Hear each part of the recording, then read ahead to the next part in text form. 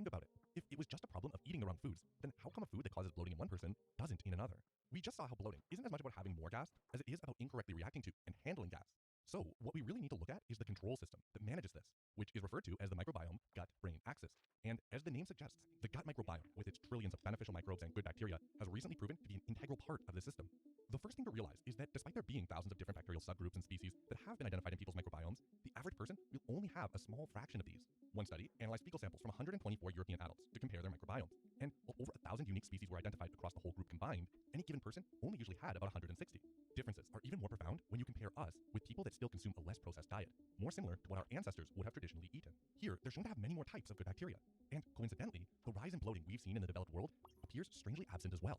Experts blame our processed Western diet, love of antibiotics, and borderline obsession with sanitizing literally everything for why we are suddenly seeing so many people's microbiomes missing key species and shifting into a state of disruption. Just how surprisingly dependent our health is on having the right bacteria species in our gut is only now starting to be fully recognized, as each day more links are being discovered. On the positive side, the presence of certain species have been linked with everything from improvements in mood to lifespan and even social skills. Increases in the species Lactobacillus appear to be particularly associated with significant reductions in bloating and distension, while in a totally different line of research, also shown to enhance levels of mood-boosting neurotransmitters like serotonin and GABA. Other species have been shown to synthesize for us key vitamins like B12 and vitamin K. Studies across the world on the lucky few that live to be more than 105 years old have found the taxa Akkermansia consistently at levels far above average. So I guess that's good news for you if you get tested and find that. On the negative side though, dysregulation and increases in harmful species which it causes has been associated with cognitive impairment, anxiety, premature aging, inflammation, and of course, digestive issues like bloating. So why do gut bacteria influence so much? It all has to do with how over time our bodies became so used to having specific bacteria around that not only did we start relying on various ones to play key roles in breaking down nutrients through fermentation, we also began integrating various metabolites and byproducts they produce into the signaling systems that control and keep the whole digestive process running smoothly. All in all, hundreds of mechanisms that regulate our digestion have been found to directly rely on the involvement of specific types of bacteria. This integration explains why a disruption in our microbiome's balance can significantly affect how frequently you'll experience bloating. And here's the good news. The same way your microbiome can shift into a disrupted state, there are also ways to switch it back. Studies on animals purposely raised from birth in sterilized conditions so that they have no microbiome at all are a great place to see these links. Animals raised germ-free like this immediately show major differences. They don't grow as much, actually resembling nutrient-deprived ones. They have impaired immune systems, dysregulated hormones, and even show altered brain function. But the pathways that relate back to bloating are the ones I really want to focus on. Motility, the ability of intestinal muscles to pass along food and gas, in these animals without gut bacteria, is observed to be much slower and impaired, just like what we saw in humans with functional bloating. See the data for yourself from a recent mouse study. Other research on these germ-free mice has also shown similar increases in that visceral sensitivity, where oversensitive nerves perceive normal digestive gas as suddenly painful. Research shows these mice without gut bacteria experience something very similar. And to top it all off, it's even known to be a long-standing observation that germ-free animals will often have a visibly distended abdomen. While human studies can't go to the extreme of fully eradicating someone's microbiome, even just disruptions in it are often enough to cause bloating too. You see this in studies that follow people recovering from intestinal infections, like salmonella. Between the damage caused by the attacking bacteria itself, and also the antibiotics that usually follow, even after the infection is gone, the microbiome will often be left in shambles for long after. When research also emerged showing that even after recovery, 30% of individuals experience lingering and unexplainable issues with IBS and bloating, this major connection really started coming into focus. Further studies began to find distinct patterns in the bacterial populations of those who did and didn't experience these lasting symptoms. But what really topped it off is the newest research showing that if these microbial gaps found through testing were corrected with probiotic supplements, the lingering symptoms would often disappear too. Now, I'd love to be able to say that they found one specific bacteria species missing in all those with bloating problems, but researchers are quick to remind us that the gut microbiome is highly diverse and complex, so imbalances won't always look the same. An unpleasant symptom like bloating may easily arise from two seemingly opposite profiles. Given just how diverse and complex the imbalances can be, having your gut microbiome tested and evaluated properly can be extremely helpful to determine what species needs attention.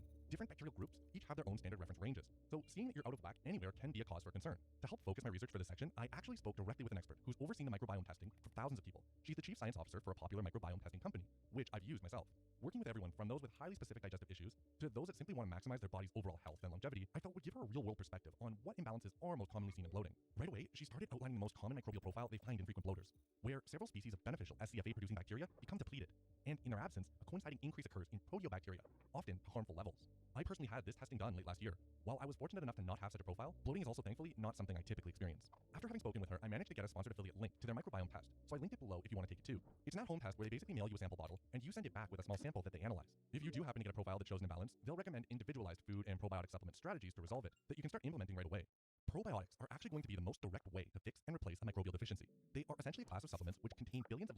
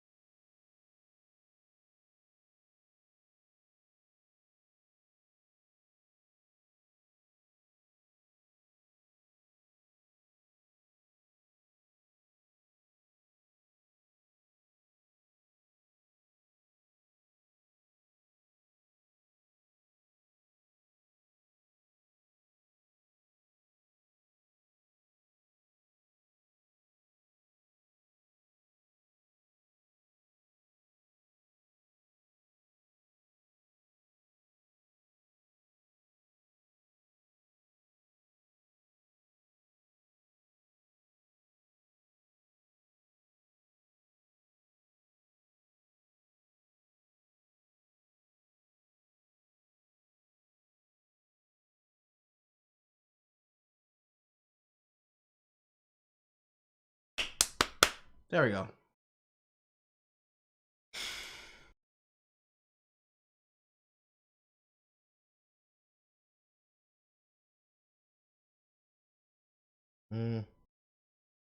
Now the desktop audio is fucked.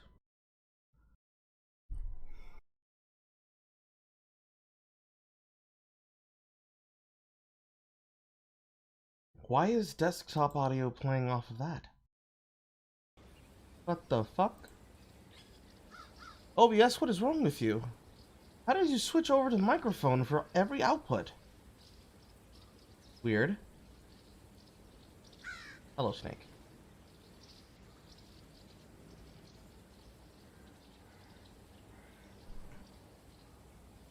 What shall be the sound of video games today? Kinda over JRPG sound. I'm definitely over Mabinogi contract.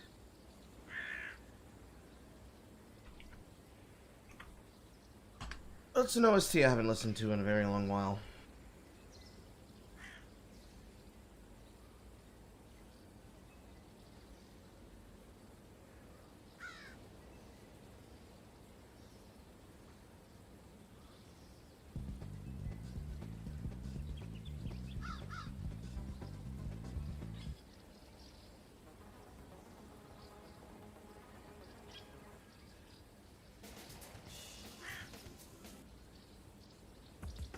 Oh, I know.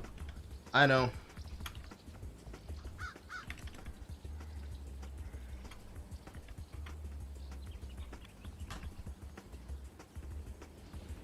SMT music for relaxing and studying.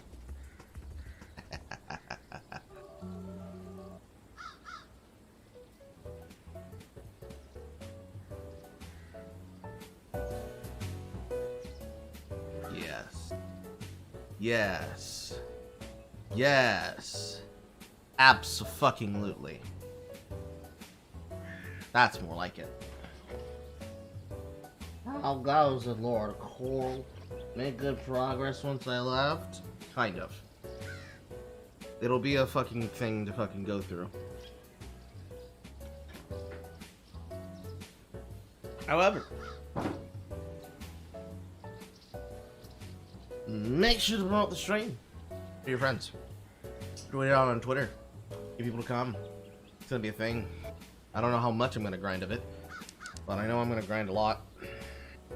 It's hard to describe how very poorly advertised this game is, because it is very poorly advertised. It is embarrassing how poorly advertised it is. Also, this is shit. Literally, there is no point in time where you should ever have to spend platinum coins in this game, and I'm gonna explain to you exactly why. Tribes of Midgard, as it was featured, as it was debuted, and as it was promoted, is not the game that people would see and think it is. This game, at least when it comes to general matchmaking with other players, not when you're playing with friends in a group and you're playing together. With other players that you don't know in pubs, or pugs, just in general, and solo. This game is not an action co-op beat 'em up. This game is Viking Don't Starve together, with simpler mechanics. And the reason why I can say that now, after the progress that I've had sitting down and playing it, is because this game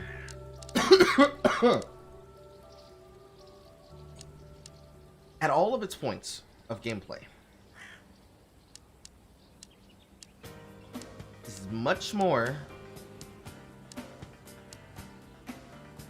about your progression as far as general progression could go, and is more about your consistency of doing runs, and it is painful, and I shall explain with a giant bottle of margarita.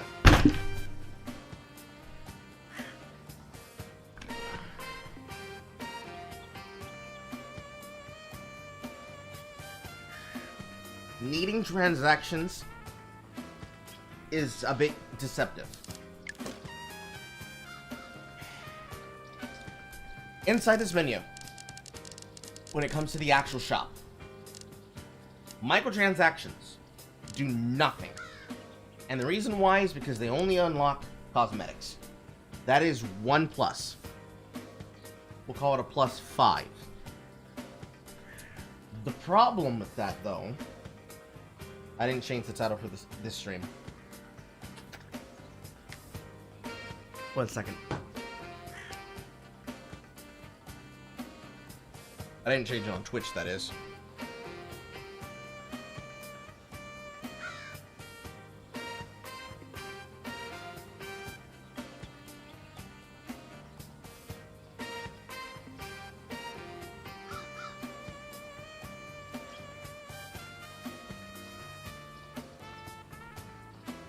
There we go. The problem with the game, as I can actually show you here in the progression screen, weapons exist, right? But outside of some specific choices, your full selection of weaponry is gated. There are some that are gated as challenge rewards, like the Fenrir tree of items, which is the highest level weapons you could have accessible to you. There are selective ones that are just locked away from you, like the fire tree bow, for reasons that have no reason to be locked, which is the part that I don't like about it. Locking specific weapon shit behind a timer inside the shop here, and only cycling out after a time period, as well as a featured section for shit that doesn't matter about anything, namely a pet, skins, cosmetic skins, dyes, weapon skins to put on top of other items that you equip, but also actual in-game recipes. As for the game loop itself and stability of how the game functions, once you have actually done everything, and by done everything, that would be, if you were to go by challenges, class challenge, once you've actually explored the game world and have gotten to a point where you have unlocked Warden by surviving beyond day 15, which day 11 is the last day before the Eternal Night, or maybe it was 13, I don't remember. We'll see when I do it again. If you're able to survive to day 15, you will eventually have seen every biome, you'll have dropped or collected, or somebody will have collected every item. You should, at this point, have killed the Saga boss, and this is would be the opportunity, after you've done all of this, to then return to the world, and then leave through the Bifrost, which ends your run session in a successful manner. No matter how many Jotuns you've killed, as long as you've killed the Saga boss, which is killing Fenrir, you are then rewarded with golden horns, and you can stack those golden horns, but you won't be able to spend them on anything until the rotation of the shop changes. And this problem is the shit problem with the loop. You grind for horns, but you can't spend your horns on anything that doesn't spend horns. They can drop randomly from enemies. You get them from rewards in this free battle pass system that you don't have to pay money for, and there's no unlocking upper tiers. And as you pay attention here, there are things that are unlocked to you as you persist through. First thing you get is the Harvester Starter Kit. But really, after you get to a point where you unlock it, I forget where it was in my challenges. Was it an achievement challenge? I think it was achievement. Yes, it was. Once you have actually crafted common items, crafted an uncommon item, crafted a rare item, crafted an epic item, crafted a legendary item, gone into a game with a pet equipped, which is easy because they give you one for free basically, And then you actually deal final blows to Fire Jotuns, Thunder Jotuns, Dark Jotuns, and then killing a Saga boss, whether you are doing it with other players or not. Some things will be unlocked to you. And that is fine. This level of unlocking, I'm okay with this. It's kind of shitty, but realistically, currency, skin, recipe for a rune, but you don't have to have this. Currency, recipe for a weapon, recipe for a rune, recipe for a rune, recipe for a weapon, a set that allows you to start the game with a full set of armor, rune, recipe for a weapon, starter kit, kind of okay and decent if you start with range equipment and you like range equipment, currency, skin,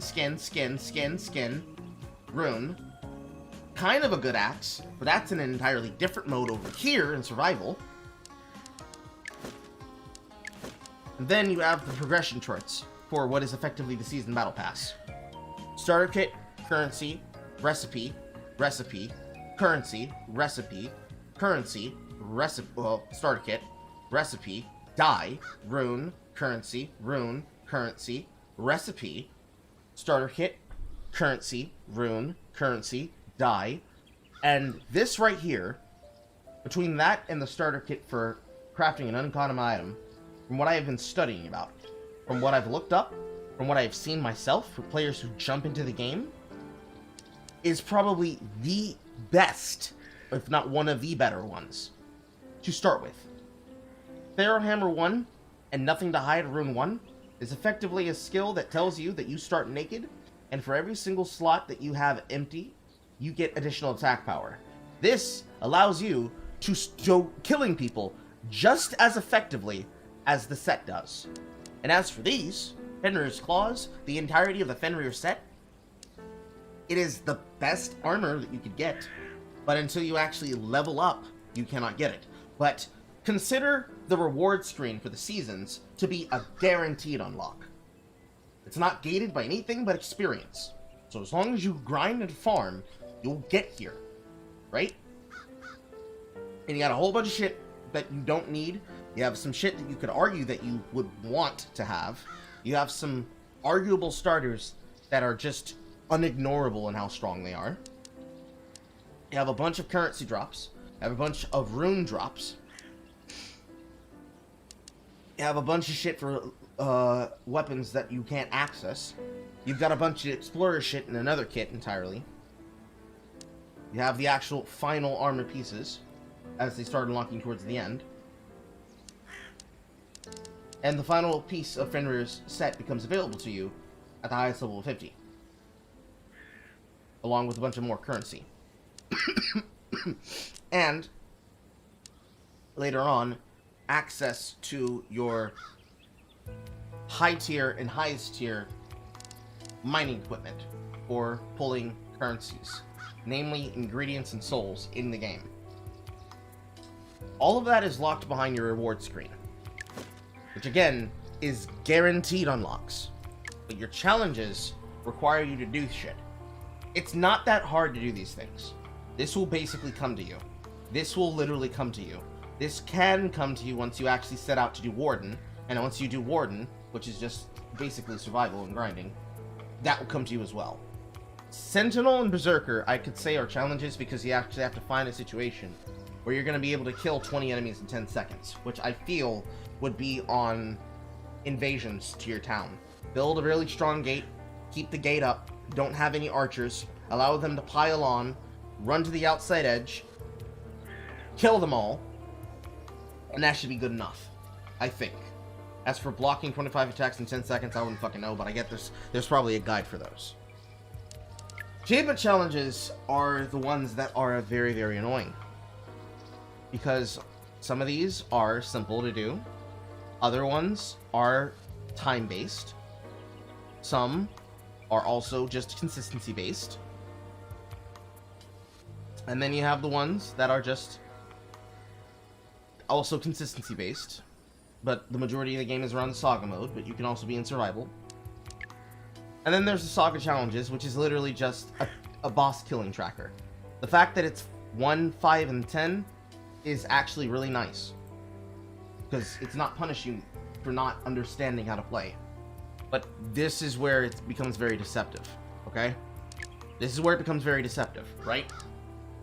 Just based on this node inside of Warden alone, this class compared to Hunter, because of technically this node, but really this node and this node, that node, kind of maybe this node too, since Dark doesn't get used very often, and it's very strong. Just generally that node and this node in general. And the warrior class as a general whole, because of how strong it is from the start. And I guess you could try to make some arguments about Guardians, but realistically, Warden is, unironically, the best class in the game. Only because you remove the need to do durability on your equipment. The only requirement is that you actually have to survive the day 16, past day 15. At that point of the game, you're not really focusing on anything other than building up resources to defend your home. And most of that time is spent collecting arrows, because explosive arrows are extremely strong. The structures, once you actually get them built, are extremely strong. But the actual time you have to get the currency to build them up really is dependent on people understanding how to bank their equipment. It's a very interesting game loop when you think about it. But all this shit is meaningless, alright? This is just flavoring. The most important thing is the actual core game loop. Outside of all the equipments and armors that you can have available to you, you need to focus on collection. And the way to focus on collection is actually to acquire your tools. The level of your crafting people is what dictates the level that you can go out to. But then you also have the actual things you're picking up that dictate how fast you move, how quickly you can stack, and how effective you're going to be. Whether you're playing solo or with your group. Let me check the chat because I feel like I'm missing shit. Those aren't even words, bruh. I don't even know what that means, bruh. Oh no, that's your name. He said PB. I don't know what PB means. Alright, so when you start the game, and I'm gonna assume, just for this example, that you start with... Fuck. I'm going to assume that you start with the Villager Starter Kit. You can start with Harvester, if what you want to do is just start harvesting and running around. I don't suggest it, because you're gonna have to craft a weapon. Villager Starter is much better, because you start with weapons, and I'll show you, because I'm going to be playing this for a bit, so you're going to see it. You're going to learn. But the loop starts all the way at tools. If you start with Villager, you have no tools. So your first item is to get lumber pickaxe and pick and lumber axe. Axe and pick. Then you need to find stone to go along with it, because you have to get to this tier 2. This is an upgrade of 250 souls. Then you have silver lumber axe, but to get silver, you actually have to go find silver. And silver can only be found in the Land of Pools.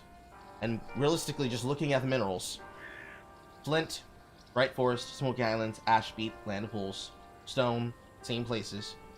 Iron deposits, kind of the same places. But then it starts divvying up, right? Aquamarine and Amethyst, Ash Beach. Silver deposits, Land of Pools. Obsidian deposit, Smoky Highlands.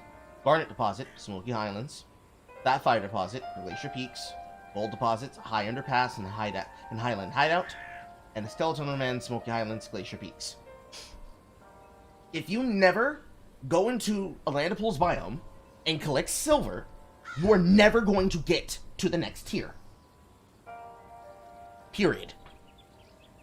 There are merchants that you can sell items and sell ingredients to, as well as summoners / shamans that will sell you an item that will allow you to reveal where merchants and shops are, basically vendors. But you still have to find them, is the problem. That's why I would suggest people who don't know how to find them to choose Hunter once you have it unlocked to you, because they will unlock points of interest.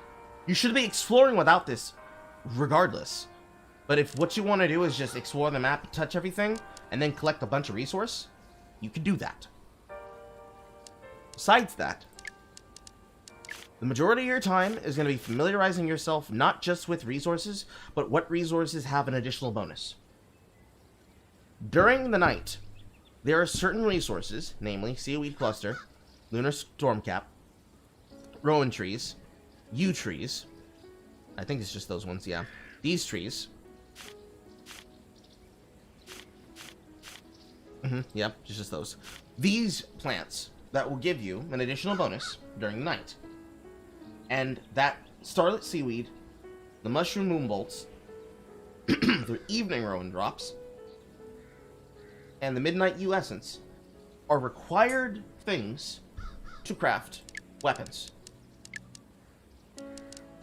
Namely, when you're going from normal weaponry, you're dealing with monster drops, the last weapon upgrade, and if you're starting at the first weapon, basic materials, moving through the trees to the basic material plus the weapon plus the drop, and then to a mineral plus a drop. Once you start going into stats with effects and tiers, dark, cold, lightning, which is technically light, and fire all require a drop that can only be found inside of a region. Namely, fire regions, technically grassland regions, cold regions, and also technical grassland regions at your leisure. But it's a bit difficult and tricky, because then you actually have to know what you're looking for. So, Unsunken Talismans are a monster drop from enemies on Ash Beach. Unfrozen Talismans are from enemies inside of cold areas. He's just kind of distracting me. Not too much. There we go. Unfrozen Talismans from cold enemies in cold areas. And Brennan Amber from fire enemies in fire areas. And it's like that for every single kind of drop. Once you start going up in tiers, it starts requiring and demanding more resources. It's not really that hard, but as you notice, some of these are as simple as go to the area, find the mineral node, mine the mineral node, and you're good. For things like Norner Axe, you have to explore at night. You cannot just camp in your base and go during the day. You must fucking explore at night. This is very important if you're solo, but it's even more important if you're in multi. Because this means that if you're outside at night, you should be maximizing your time exploring and finding more nodes to collect more shit. Because the ones that are hard to get are not like things like werewolf fangs. You can easily find those. A lot of these enemies are actually easily found and easily killed. It's not like you're gonna solo all of them when you start, but you can find them. They'll be there. It's random generation. It's very roguelike in that way. But it's designed and planned, right? Ashen beaches will always be towards the outskirts of the map. In areas where the water line of what surrounds effectively the island divides the unplayable area of the map from the playable area. So you're always going to find ashen beaches tiered off in the furthest corners. As for everything else, plotted. The only thing that's guaranteed is that there is a broken bridge to the area where the lair teleport needs to be crafted and opened. To do that, you actually need to rebuild the bridge, which requires you to get resources to build it. Same resources that are required to actually build any of the things, which requires having Trapper level 3, which is a good amount of souls, along with a lot of material. Enough so that you'll have to make the quarry, because the thing you're going to struggle with is cut stone and wrought iron. As for everything else, when it comes to dark equipment, that requires the actual hell thing drops. Those are not very common. You'll be lucky to get a couple of them every so often. The way that I view it, and the way that it basically breaks down when you really start playing it actively, you look at the drops that aren't from things like the actual Jotuns, the giants, as guaranteed. We're gonna farm for a bit, we're gonna not think about it, and if I don't find what I need, this will always be there item, right? If I can't get one of these weapons online, and all I can do is just farm, I can wait for 2 Jotuns to spawn, and I can wait for an elemental one to come by, and if I'm really just unlucky, I can always get a sword. I can always get an axe. I can always get a bow. Because it is consistent on hell things, and one of the 3 materials necessary for building, which is the wooden board, cut stone, and the wrought iron. And you might notice, these legendary equipments require golden horns. That is the only saving grace of this fucking system they designed. Because that's why they cost golden horns.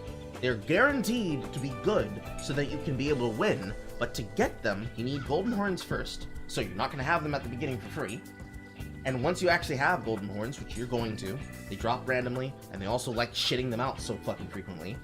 When you actually get consistent at the game, if nothing else, go in, kill a Jotun, Bifrost. That is how you cash out what is effectively banked. And it's at this point that explaining now requires me to show you, so that you can understand what I'm talking about. Okay? I was gonna say, you already got 18 already. So, when you first start out, and you have the equipment set, don't even fucking start looking around. Your special attack can loot trees, which is very important. Speed is everything. This game, much like Risk of Rain 2, is a game that is based on difficulty around your movement and how you choose to move. High areas on the map are considered more dangerous, or high or low areas that are not in what is this general common section I'm running through right now are considered more dangerous. So you want to stay in the area of 20 power until you actually need to cross to an area with a barrier that's blocking off the map for you to explore. When it comes to combat, your combos are very simple. You do not have immunity on your dashes. So if you are not playing warrior and you don't have the talent that allows you to dash out of the way and avoid damage, just dash backwards. Figure out a combo, even if you have to just 2-tap a man. Just tap, tap, and then kill, or you're trying to kill to push. Do your combo, dump your fucking energy, and just kill them. It will do more damage than your guaranteed combo, unless you're playing warrior. Pick up everything and every single enemy drops. When you're going up to ramps, or going in areas like this that are not blocked off, you need to prioritize what you're going to do, where you're doing it, and why you're going there. So, right now, I'm just wandering the map, looking for shit. I'm looking for enemies that drop things, mainly leather, because it's very important. It's very important in building every single fucking armor item you have, and will need to have. And I'm also looking for the zone of what will give me my silver, because without that, you can't do shit. Besides your normal camp, you have, well, besides your normal town, there's your tribe, which is where everything else is located. Your ability to search is going to be based on the levels you put into your classes and how you prioritize those classes and how you're going to play around what you're looking for. Since what you want to do is get silver and try to get silver as quickly as you can, if you don't have Warden, you're gonna go Warrior, and you're just gonna fuck everything up on your way. Every time you come across a tree, you're gonna cut the tree down with a special ability. You're gonna try to cut down as many trees as possible with your special ability. Yes, it will matter, because your ability in the future will get wider. Deceptively, these special attacks are very, very thick, so you're not gonna be stressing for anything. Overall, you're gonna be running towards areas on the map like this with this star. That is what we call a shrine. Shrines are fast travel teleports. Yes, you can fast travel teleport from teleport, but you have to actually physically unlock it first. You have to physically go up to it and touch it. This is where the other class comes into play, because that class, the hunter, the one back there, she has the ability, once she gets maxed out on that tree line, to reduce the amount of speed it takes for her to actually unlock the nodes. She also unlocks everything else faster with it, but it's 2.5 seconds without it. Now, this just happens to be in an area that is a blocked off node. This is what you're mainly looking for when you're choosing the map. These barricades contain crafting items, namely the 3 types that you need to have: wrought iron, cut stones, and wooden boards. That is the way that you're supposed to find your starter builds of these. If you're playing with other players in multiplayer, there is no fucking guarantee that all of you will be coordinated enough to be able to pull those equipments. It's just not going to happen. It's not very likely. So you just have to be cognizant of that and just accept that it's going to happen. You don't have to be mad about it, because there are soulbound drops in this. Anything that drops in a blue bag or a purple bag is soulbound to the user who's dropping it. So you're not going to miss out on anything, realistically. You're just going to be kind of annoyed that it's like, oh man, I wasn't there to get that. However, there is a very important factor of this that'll come through when you're playing in multiplayer, and that is when you are actually dealing with the time quality of where are you going to go and how are you going to go there. When you start dealing with your giants, when you start dealing with your Jotuns, Jotuns need to be killed with your team. You need to have as many people around as possible, not because they're difficult. One person can whittle that motherfucker down if you find them ahead of time. And even if it comes down to the wire and it's closing in on your camp before it starts to smash everything to end your run, it is not the difficulty of killing it. It is that souls and materials are everything. Why I'm speedrunning as quickly as I am. This is designed intentionally. That is what they want you to do. And once you actually have access to Warden, or at least once you have a full understanding of exactly how much you're going to be microing your skills, it will become clear. And when I say micro, I don't mean you're going to have to... I don't mean that to put up the glasses and Dr. Certain the accent of a character in a sitcom named Simon who gets his pants pulled over his head. I mean, you're just going to have to think about the fact that, okay, where am I going? What am I doing? Who's the next thing? Where's the next drop? Where's the next thing? Where's the next pickup? Because every single bit of the time you spend matters. Every single chest you open, every enemy that you kill, every single quest that you clear on the personal quest board, all the items that you pull from those quests on the personal quest board, and the items you find in those chests while you're exploring, every single bit of it, and sometimes even the choices you make with your skill points on the tree, with what you're fighting for, matter intrinsically a lot, because you need levels. Levels dictate the power of your character, not just through what they're doing, but how much of it you are focusing on at that period in time. So, for my strategy, what I'm trying to do is find as many gates as possible, while also moving throughout the area and collecting as many basic materials that I can from trees, and just passively absorbing as much material as I can, in the general sense, from everything I have available to me, in the smallest period of time in which I can move possible, because I want to stack as much soul as I can. Because one of the special abilities of the Warden, once you have them unlocked to you, is that you get to travel back and forth with your waystone. You can actually go to a place, come back to town, answer the attacks that happen at night with the hell things, and then go back to where you were, and have the cooldown timer work exactly how it was before you were teleported. Combining this strength, along with actually being able to go around to where you need to go, and fight enemies that you need to fight, and actually learning how the quests work, what the quests will ask of you, what actual thing you need to give away in order to benefit from the thing you're doing. All of this shit will come to you in time, because you'll have to eventually memorize it, but it is a level of learned consistency. It's not going to surprise you. It's not going to be a shock or a demand to you. that you're gonna have to do it. It's just one of those things that's muscle memory and just foresight. So now, in the day cycle, as you see here, we're starting to come to the point. Gotta get them on this. Thank you. Thank you for your stupidity. We're trying to get to a point where we can go back and prepare for the night, which has come just now. But I also want you to understand and stress that there are a lot of things that the tutorial just does not teach you, okay? Like, a significant bunch of them. So, one of them, right here.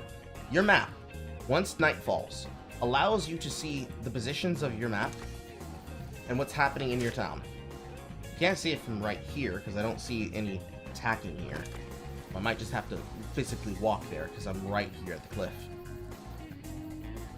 But once you get towards night, and you actually have the ability to start exploring frequently, you're going to have the opportunity to dictate, there they are now, you're going to have the ability to dictate what you're seeing, what you're doing, what you're going to react to. And on the starter nights, I can reach that somehow. Wow. Wow, game. This game is very, very jank in some places, and this is one of those where it's very, very jank. When you are actually dealing with health things, they are a very slow progression system, alright? When I say a very slow progression system, I'm talking literally I didn't show up in town at all, and these motherfuckers are already handled. The early night is not very dangerous. You start with a bunch of health on your tree, enough that they will be able to survive the night alone while you're out in the wilderness. However, once you get back to town, you're going to want to do what I'm doing right now. Right? So, you're going to go to each of these dudes, and you're going to at least give them a level up. And the reason why is because this is going to give you experience. Just like that, I'm already level 4, and it's only day 2. And the reason you're giving them experience, on top of the fact that you want experience from them, is that you want them to be higher level, because that also dictates their combat ability. It not just dictates their tooling, but also dictates how strong they are. And let me tell you, when you're playing with friends, they scale it so that you have to be the one to carry what you're doing. But boy, when you're playing solo, these motherfuckers swing! And it's important to know that they swing. Because once you actually understand how you're going to metacraft what you're doing, you get to the point where you're able to really figure out how you're going to go about things. So, here's the first roadblock I was talking about. I did not find a land of pools while I was walking, so I don't have silver. And even if I did find it, I didn't have a pickaxe to pick it with. But I've explored enough of the map that I have a ruin on here. So, with what I have, I'm going to craft. And this is also a very big part of this. Collect a lot of wood, because you're going to need a lot of ramps, right? I'm going to take, let's say, 80 wood to make 8 ramps.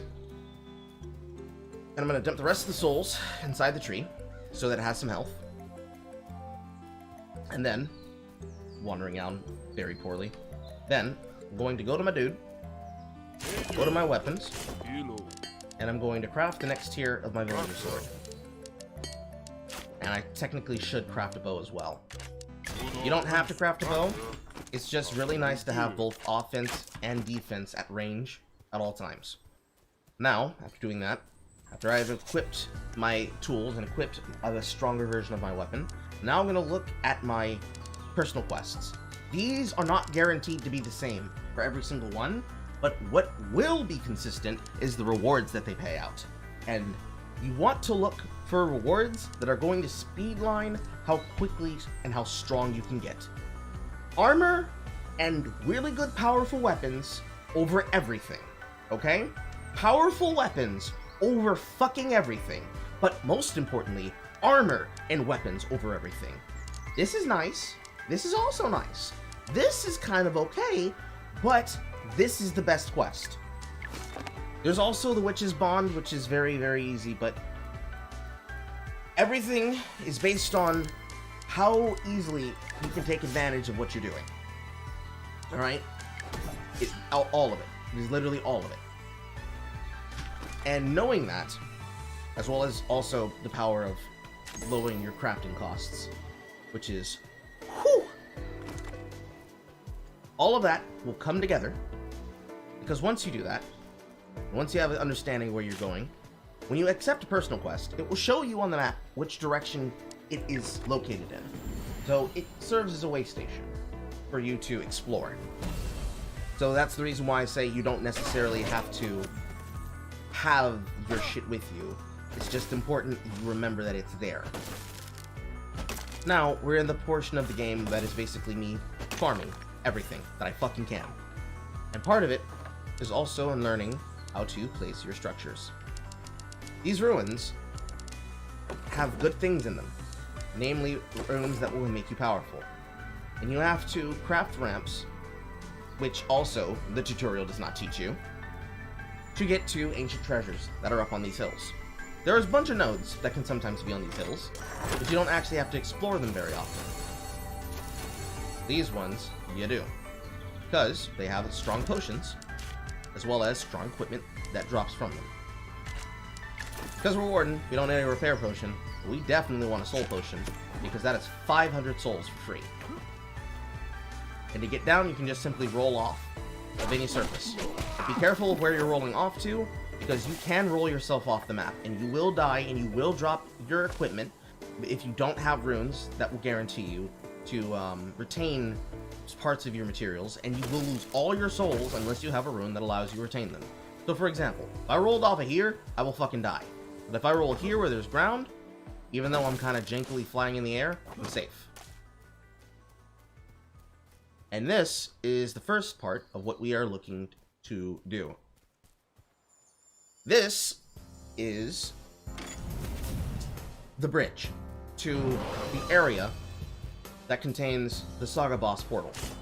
To get here, you need to give 2,500 souls, 50 cut stone, 30 wrought iron, and 10 ancient cores. Ancient cores are basically monster drops that come from strong enemies. That's not going to be a problem for you to find. The problem is the stones and the iron. You only get them from a few places, and if you can't find them at those places for free, you're going to have to make them. Which means you're going to have to break down every single barrier you can find, take advantage of those barriers, and then start crafting the additionals that you need.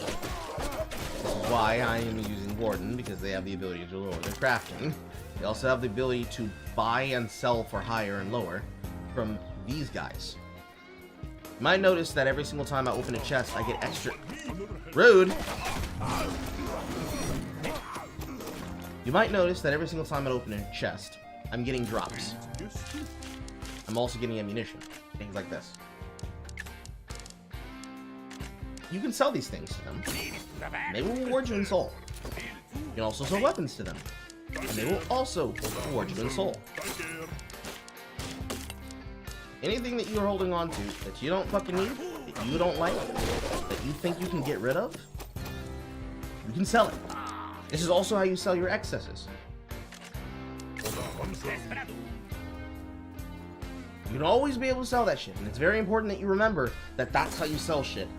Because there is a specific rune by the name of Golden Egg that occasionally drops from Jotuns when you kill them, that you can sell for 200 souls. You can get a lot of them in a run. The words are hard. You can get a lot of them in a run, but you have to know to do that, because you're not just going to commonly come across them. Also, you can run faster on the road, but most of the time, you're not going to be on the road. So now that I have this shit, the next place I need to go to, other than back to the base, is I need to find the Land of Fools, because I need silver now. You're very, very gated by a lot of things, and one of the things you're gated by most, on top of your crafting materials, is being gated by silver. You need silver, you need boar fur,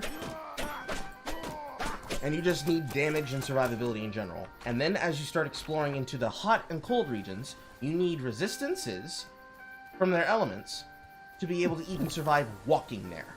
Because if you don't have it, you will take gradual damage over time. It is possible to just skip it, and by skip it, I mean getting the resistances, and instead opt to just have the recovery for going in the area from potions. But the trade-off here... How am I getting to you? The trade-off here is that you're going to have to give away your agency to do that. And that's not very poggers, because it can backfire on you. It will suck when it backfires on you. And it's just not very consistent overall. So, buyer beware, effectively. This one I actually have to back for. Now I'm about to show off the effect of the Warden. Pay attention and notice that when I finish warping, there is now a marker that shows where I'm going to return. Never use your waypoint unless it is dangerous or it is a requirement for you to do so. But I wanted you to come back and see this because they already doing work. Urine's the shit. On the early waves, your villagers will be able to handle them. Kind of. You just have to watch the health of it. But you will also need to come back occasionally to collect the healthing drops. I don't know if they disappear over time. I can't be sure. I think they will stay there for the entire duration of the last day that it's up. Don't quote me on that. But when it comes to darkness, when the screen tells you the health things are coming, be mindful of whether or not you can leverage the health of your tree over exploration. And when it comes to Blood Moon Nights, always be present for Blood Moon Nights, because those are the most dangerous ones. The trade-off and the caveat to that, as you learned in the tutorial, one of the few things they do teach you, is that on a Blood Moon Night's completion, you will not be attacked by health things for the entirety of that night. Which is basically the game's way of telling you you can explore freely and find those items that you need. Now that I've come back here, we're going to maximize our backing by upgrading our blacksmith again. And for me, I prefer liking to upgrade my armor again. And then also upgrading my, not Tinkerer, but this dude here. I forgot what his title is. Upgrading my Trapper again. Because, since you're trying to maximize the amount of time you're spending when you're out in the field, to do that, you need to maximize the actual potions you carry. There are 3 kinds. Potion 1, Potion 2, Potion 3. And then you have what we would call your open slot. So, assuming that I had my 3rd potion here, my open slot would be filled by this enchanted tripwire, which is basically a mine. What I want to have is I want heat-proof elixirs and cold-proof elixirs, because these allow me to go into places that I need to go to. You can also openly have speed elixirs in your back slot, or a mana elixir in your back slot. The rest of these are things that you find inside of the ruins. The invincibility shoot is technically given to you by Fenrir when you kill him, but that's for when you're actually trying to stay in the world. Not really necessary. You're not going to have a lot of red meat and crab meat and mistletoe, because those come from non-violent enemies, which is the critters.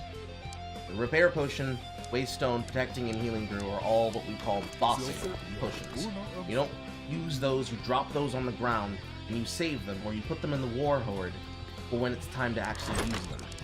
Otherwise, your loop, every time you come back to base, is go to the war chest, dump what you need, sort it, and then recollect and take the cut stone, wrought iron, and wooden board with you. And the reason why is because the chest only covers what is inside the perimeter of your town. In order for you to do anything, you're going to need that shit. So if you don't get it, and you don't do it, you're not going to have it. At the same time, remember that when I didn't teleport here, or when I teleported here, there was a notice that showed the amount of the area that I was going to go back to. Since I did not go back, that put my waystone on a timer. So it's not permanent. You can use it as a way to basically dip out of a place, heal back up, use and spend your souls, and then go back and whoop their fucking ass. You know, you get caught out, you use all your potions on a big battle, and you're still traveling, and you get to a place where you don't feel safe, and you just pull the ripcord, as I'm calling it. You pull the ripcord, you're like, fuck this, I'll be right back for you. You know? It's like, I'm gonna get right with you. And you come back and you kill him and it's all Gucci. You still have to wait out your waystone. There's, of course, things that help with that. And also, this is kind of okay for Rune Carter, because a 6-slot rune can give you a lot. But in the long run, in the long and short of shit, you're going to be spending a lot of your time min-maxing how much time you spend standing around and doing anything. Even as I'm standing there showing you that, I'm losing time. And that's basically the game loop. You're going from area to area, and you're fighting things until you're strong enough to take on your Jotun as it spawns. And then you're running your Jotun down, or if you want to maximize the optimal amount of time you have, you wait till the Jotun gets closer to your camp, and the screen tells you that it's closer to your camp, so you can hunt that motherfucker down yourself. Also important for you to clear your camps out as you're going, because there are small, medium, larges, and then hideouts, because they can also drop the equipment that you're looking for, like how you just saw that I got even do theirs, like how I got even do, even though it is not nighttime. You can get those as random rewards from the chests.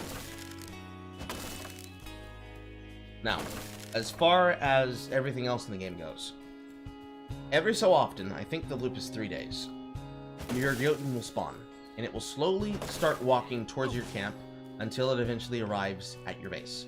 At which point, it will break down your gates, if you have any, and then will walk up to your tree and breathe on it until it dies. They attack very fast. If they're on top of your tree, and your team is not together in your camp, y'all were gonna die anyways. And you might not even care. Otherwise, it's more or less chill. Don't panic, but at the same time, still be mindful of what you're doing. But in the consistency base, find an area. Can I touch that? Fuck, I can't touch that. Find an area, go to area, do the thing. No, that's not gonna reach. We'll reach here. Go to an area, do the thing, and don't concern yourself with the consequences of whatever's there, because you don't even have time to necessarily both think about it and worry about it. This is not gonna reach. I fucked up. Better for me to just destroy this, because I didn't place it correctly.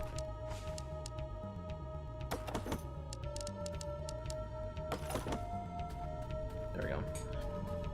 As you go from area to area, the things that you're really looking for are camps. Where's the chest? I walked completely past you. The things you're looking for are chests, ancient treasures, and shrines, because all of those things give you experience when you open them. Some give you different values, but they all will give you something that is useful.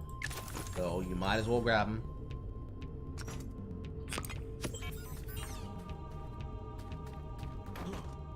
And as you keep moving, just keep looting everything. Even if it's one of the items that you can get something from in the night. It's not going to matter.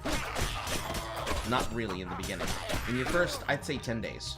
First 10, well, no, that's too long. First 7 days. First 7 days is not going to matter. Because when you're playing with people, all of you should start from the center, pick a direction, keep walking. If you see somebody going the same direction as you, instinctually run away from them.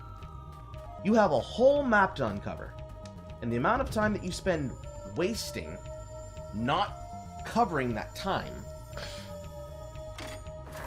is more shit that is going to fuck you later. You do not want to fuck with now. Like, for example, I already have found one merchant. I have now found another merchant. I had to go from one side of the map to the other, and I am only playing by myself. So anything that I look for, I have to spend my time looking for. If I don't plan that out, I'm going to be very, very fucked for doing that. Chat real quick. Well, breaking down games is best. Carl, have you ever done a tutorial of a game? I actually have! Something like this is what we call an over-explain series, and I have already put up a video for that for Vault of the Void on my gaming channel on YouTube. The new one. The single-player Crawl Live. I've already put that up. I'll more than likely put this one up there as well. One of my editors can work on that. Actually, I have to talk to one of my editors because one of them is at work right now. Yes, he is at work right now.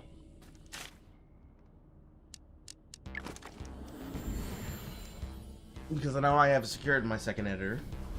I picked the person out of the people who were candidates and found the best one that fits the style that I'm looking for. Come on, bruh. Bruh, come on. Come on, Trapper. You do better than this.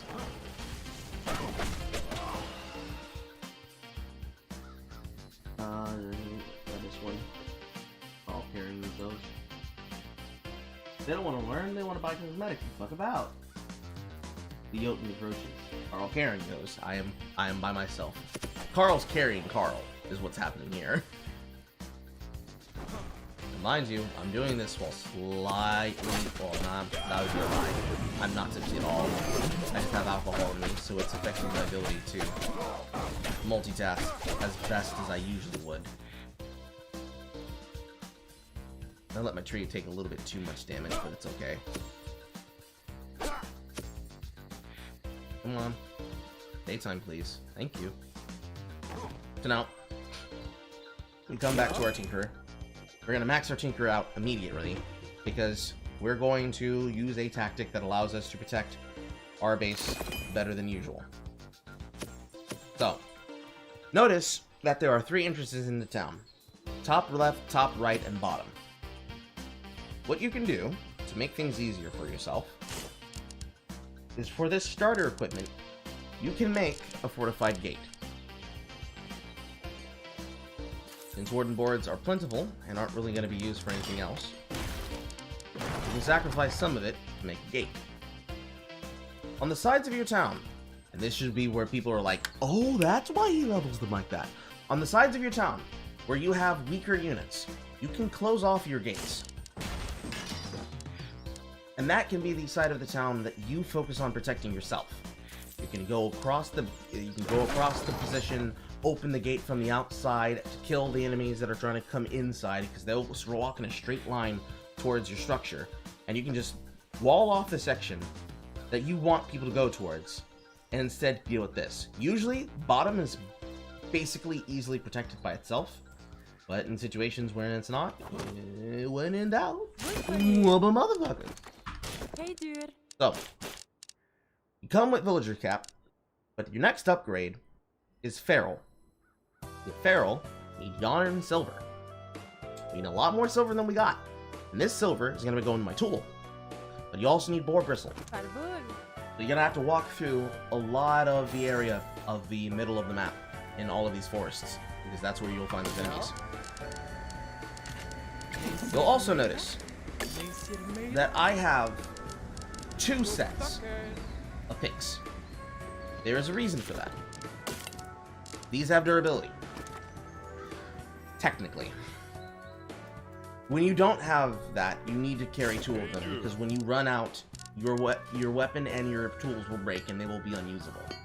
So you'll have to care about it at some point. As for this shit, Herser, do I want to do Herser?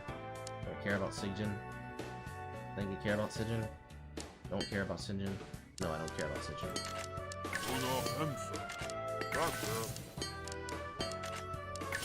Carried by small bones.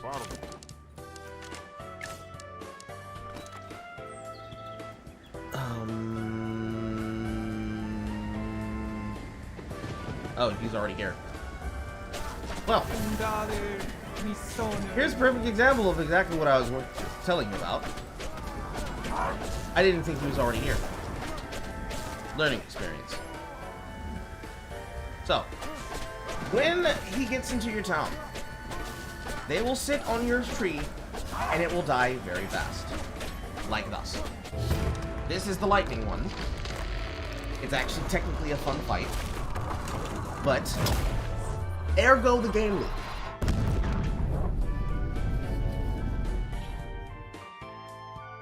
It's not a very long session for every single run.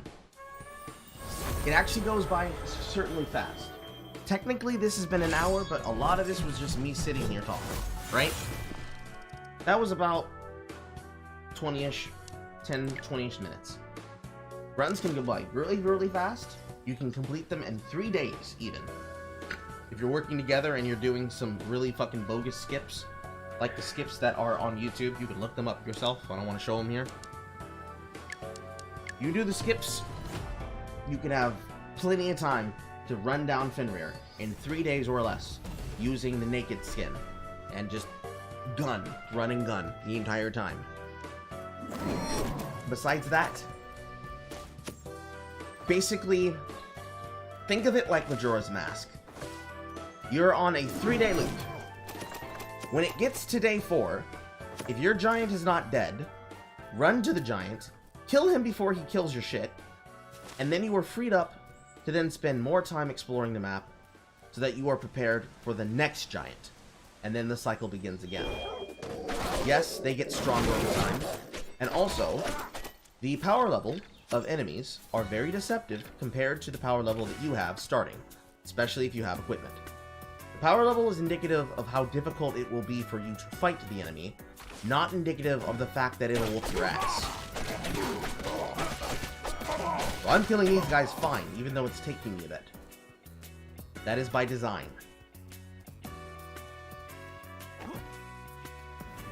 But I want to be very clear. Oh, great. Thank you, Landfuls. But I would want to be very clear. When you step onto an ash beach, if it doesn't have a waypoint for you to teleport to, or a shrine, don't go there. Don't go there. Don't go there.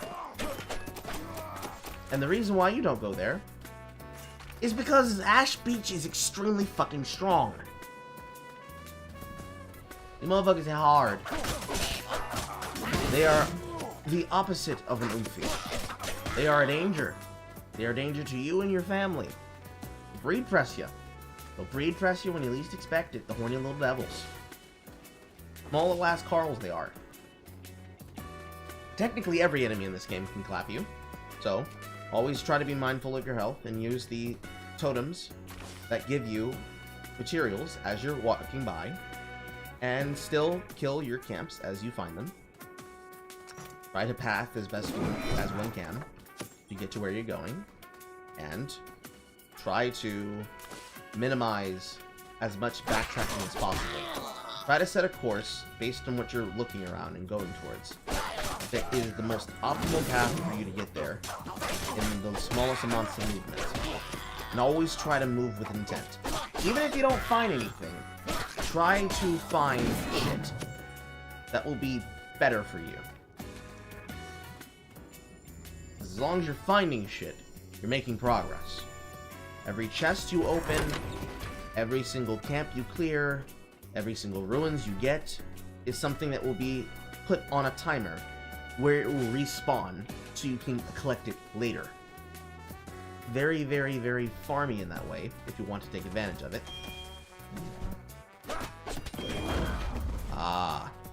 Here, we have the first example of one of the more annoying enemies. This, I forget what the enemy is. This is the lightning craft enemy. Who will drop the lightning fragments you need to craft your equipment.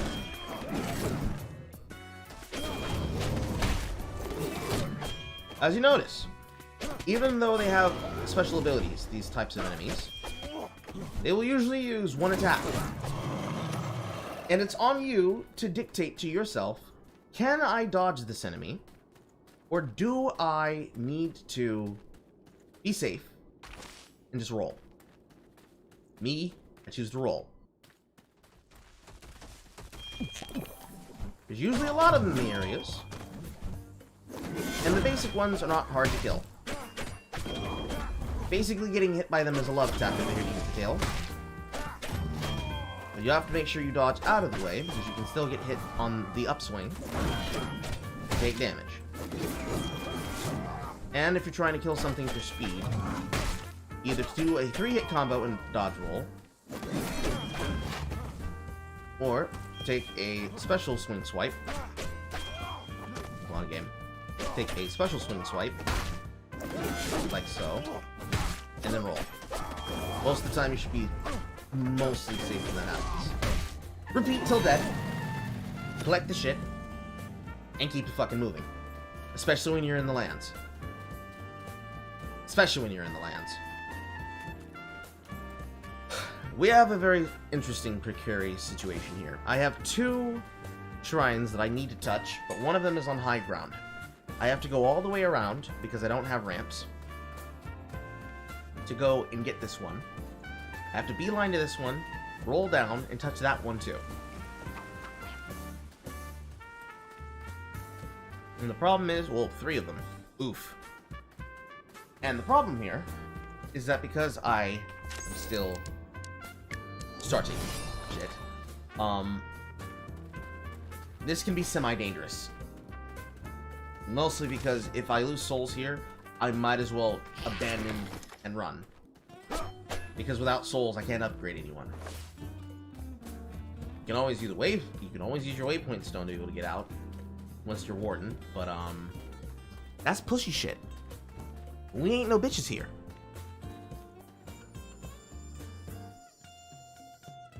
Oh, come on, game. Hello, Moonbane.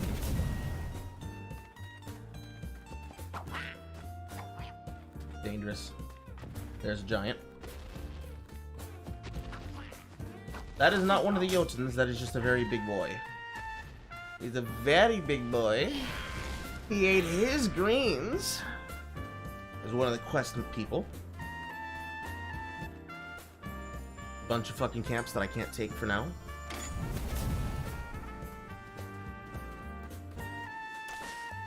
But the reason why I prioritized this the way that I just did is because I would rather teleport back with a shrine than use my waystone.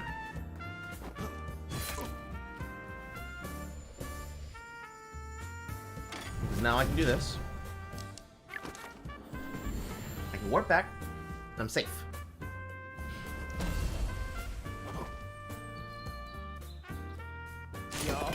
Go to my Tinkerer, level her up. Go to my Blacksmith, level him up. And this is the more consistent pattern that I was explaining that I did not explain very well.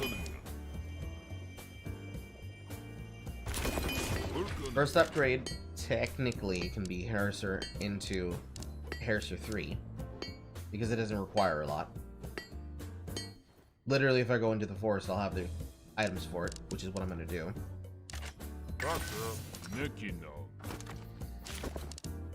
But for now, the only thing you really need for Villager is Wolf Teeth. Wait for night to fall.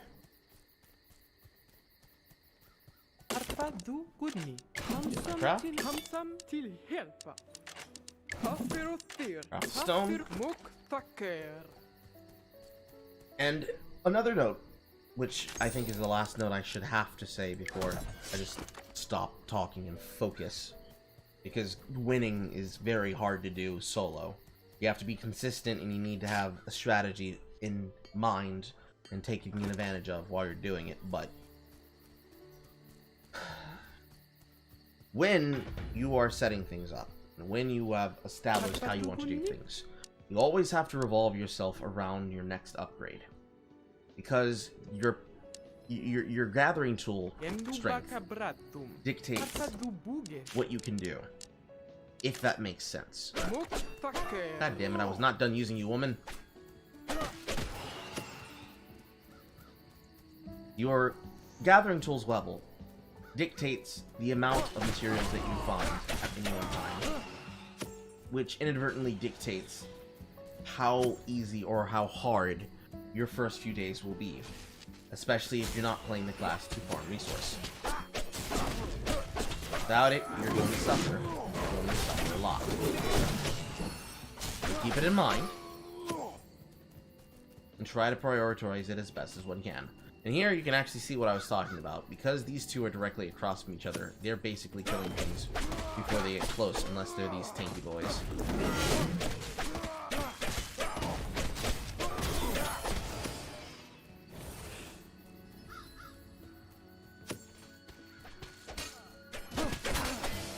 Nice.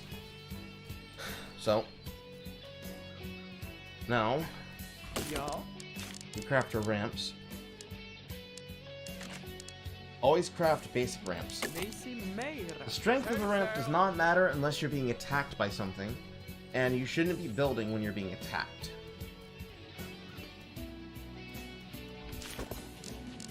Besides that, look at the map. This isn't anything but this area. So now I want to go back there for silver, but I specifically need to go find some elves, some dark elves to smash, because I need their materials so I can make my other weapon.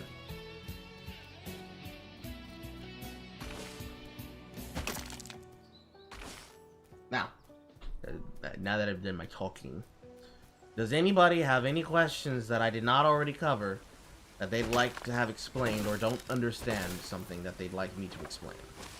Now would be the time to ask. That way I can just put it in one place, and if anybody asks me any questions in the future again, I can just reference them to this point in the VOD or the video.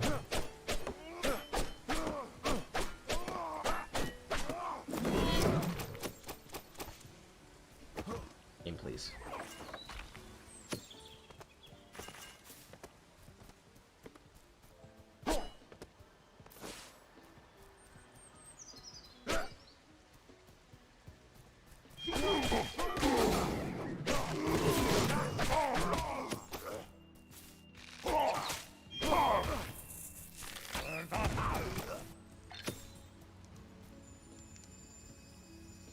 Come on. Come on. I appreciate your memory. Come on. Come on, man. Oh, one more thing. I would like to note, this game's audience, or rather this game's player base, is very, very small. Like in the thousands. Its top peak was in the 3,000s, and this means if you choose to play with people, assume they're going to suck at all times. Like, really bad.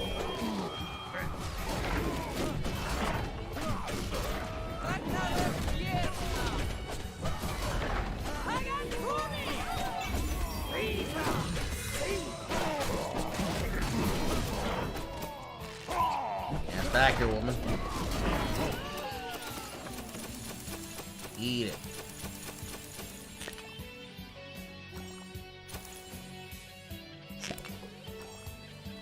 Potion, please, thank you.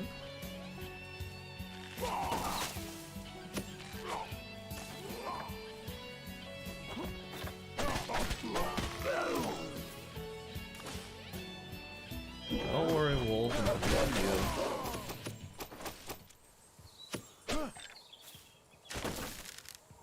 That was the only thing up there. Yes, they did! I already knew before you did. Why would you even ask me?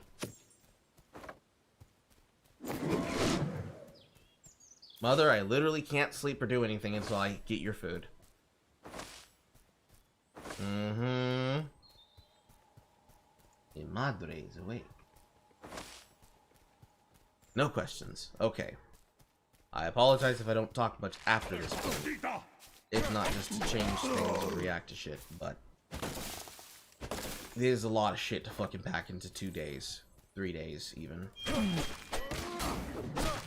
However, now that the actual items I've been waiting for are in my home now, and are secured and were not stolen by my fucking brother, I, if you have been paying attention yesterday, now have a new TV monitor and a capture card for my Switch. I can now stream things from my Switch. Yay! Ah, yay! Yay! It means I'll be able to play JRPGs and stream. Which means, ladies and gentlemen, boys and girls, eventually in the future, There will be actually I don't even think I'm gonna start over my Dragon Quest file, but I will play Dragon Quest on stream, and we will roast the dog shit out of Donkey. It'll be great. It'll be wonderful. Ooh, horn. It'll be great. Ooh, Sideweaver. It'll be great. It'll be fun. And it will be full of completely better useful suggestions. Because, boy, I have been thinking about games for a while now. And one of the ones that pissed the fuck out of me was watching Donkey absolutely ruin games for other people. Fucking flabbergasting.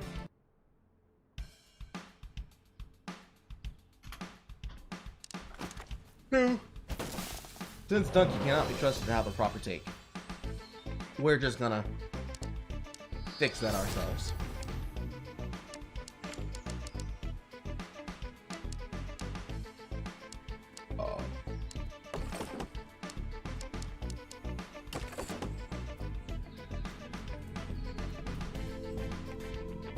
It's gonna be nice. It's gonna be great. I had to buy the Switch off of somebody who had a dock, which was actually the easy part. And then after I acquired it, I needed to go buy other shit, and that's where it got a little bit fucking freaky leaky. But I have them now. We don't have to worry about that. It's great. It's wonderful. What do I drop here? I'm gonna keep dropping the Guard Vascular, take the repair potion, and see what it sells for.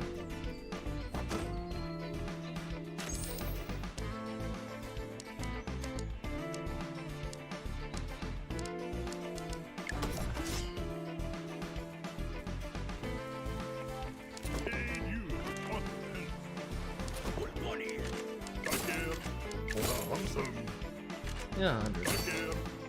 Yeah, 60. Fail.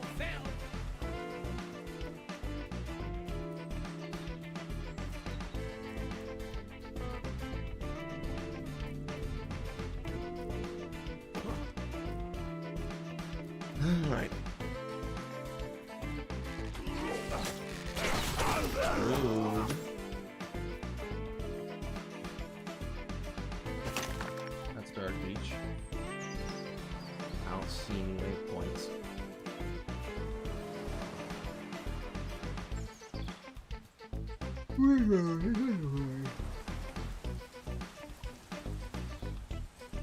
Donkey had a couple of funny vids and then got annoying really quick. It's what happens when you give attention to people who used to be funny. Emphasis on used to be. The man's allowed to only have one joke. That one joke becomes to define them. And the one joke of Donkey was, I'm gonna make fun of things. Come on, Mr. Werewolf, come down. Come on down! Catch these hands! Yes! Well done!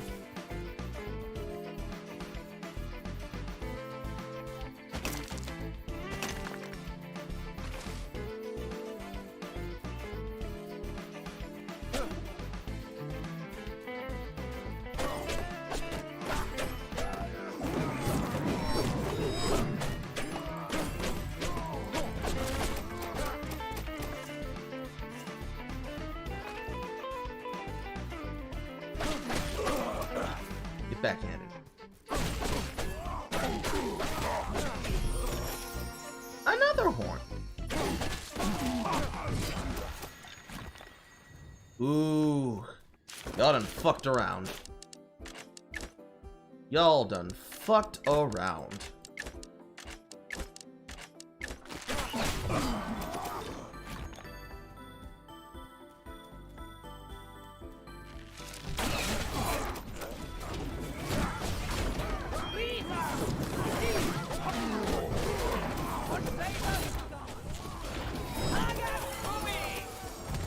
Yeah, fucked around and gave me shit.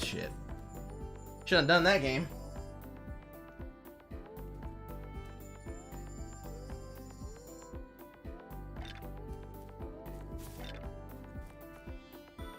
Damn, it'd be nice if you just opened the fucking treasure.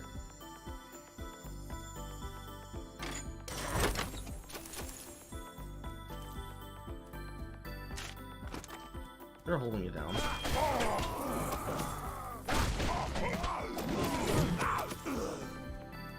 And that is the strength of nothing to hide, ladies and gentlemen. Literally took my armor off and whooped all their asses. That easy. That easy.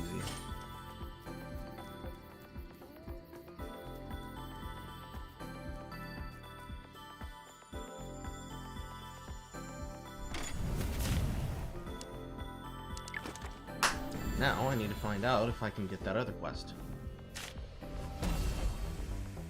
Oh no, that was the last file. That's right. Do I have the witch quest?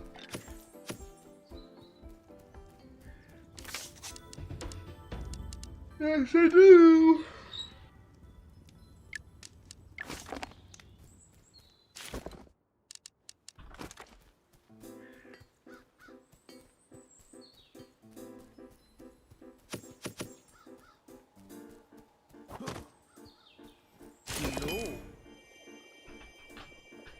Why do gamers have the slow looting effects when they don't really have a class of their system?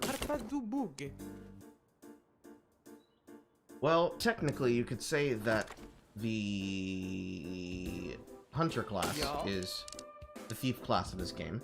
That's an argument you can make.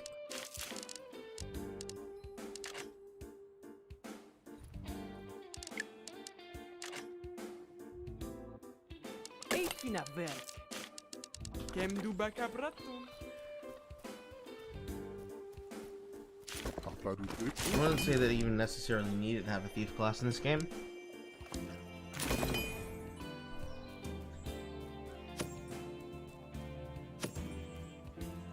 Hello. Hello.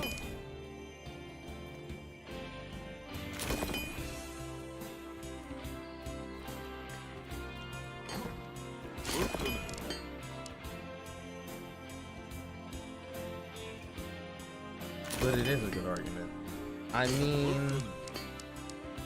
yeah.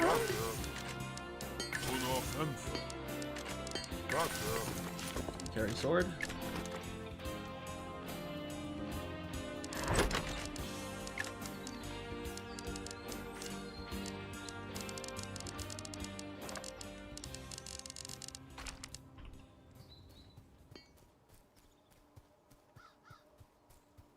What I'm going to do here is I'm going to craft up all of my stones and shit.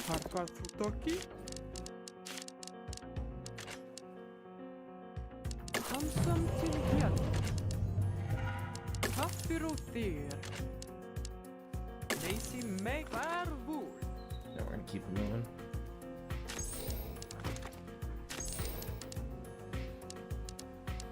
That's that cooldown timer. Oh good. The one that I was just near. Oh, poggers!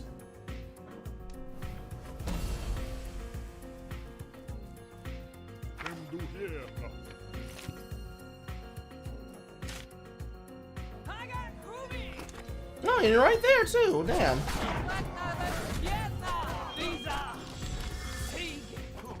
Weapon?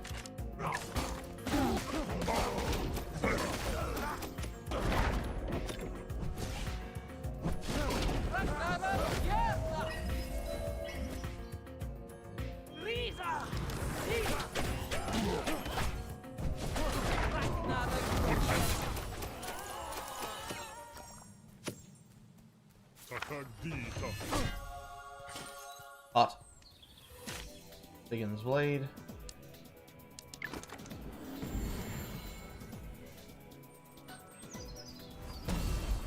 Day 3. I need to find another barricade.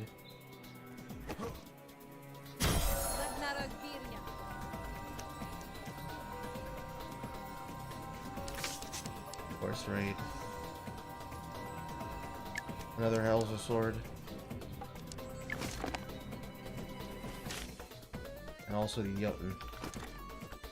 It's in the bottom, so I might as well go there.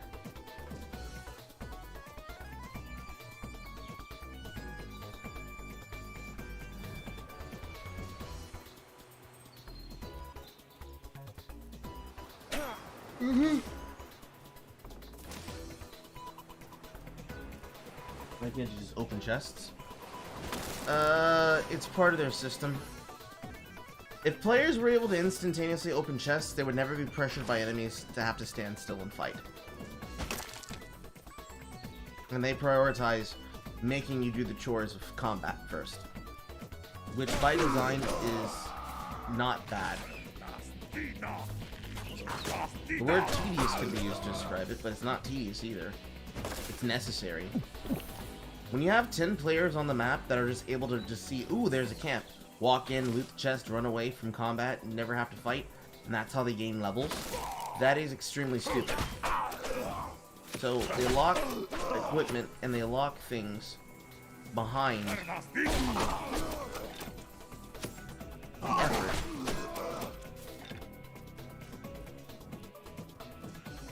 They lock things, they lock the effort behind attacking enemies, clearing them out of camps, dealing with being blindsided by enemies in the area, moving on to the next part of the map, and doing that over and over again.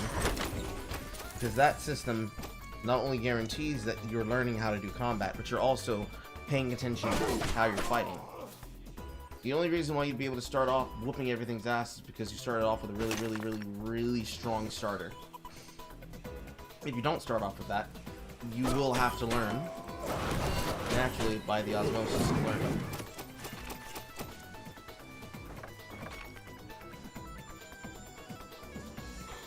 Force.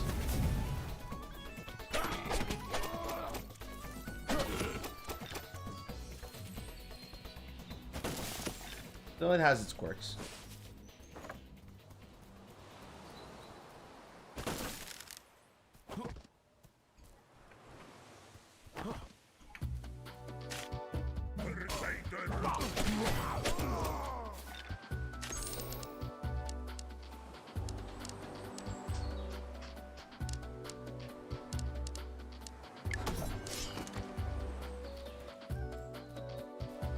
I don't know where my fucking Jotun is. And that is a problem.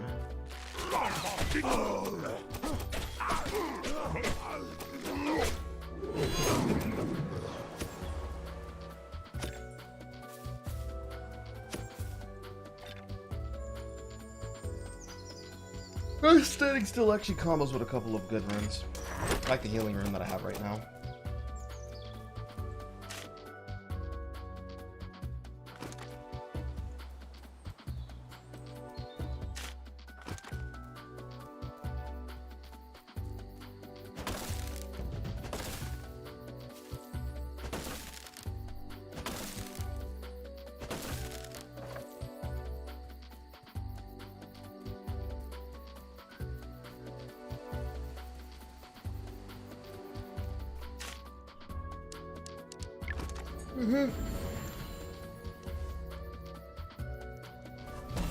Not bad. I wonder if they have porn of her. If it doesn't exist, y'all should request it. Take a ladle from a large bright camp. I need to find another bright camp.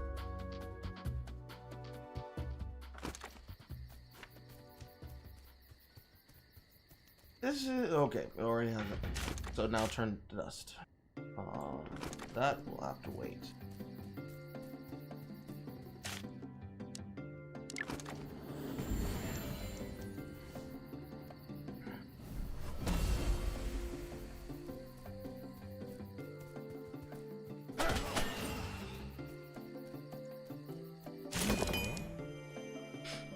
These guys are level 3.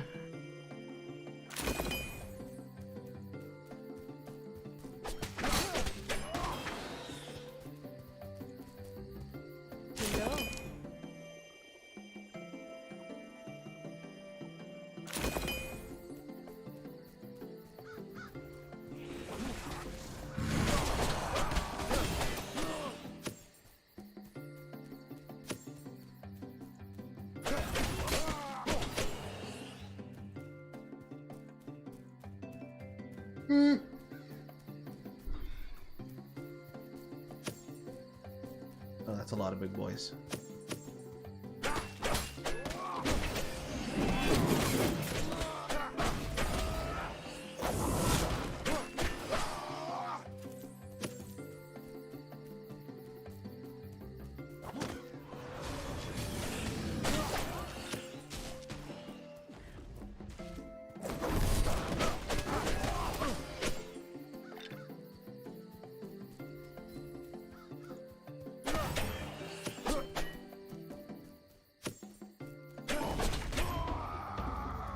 good. He's still approaching now.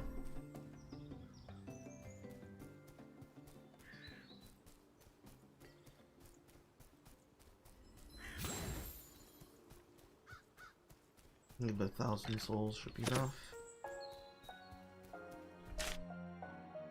He has to be coming from the south.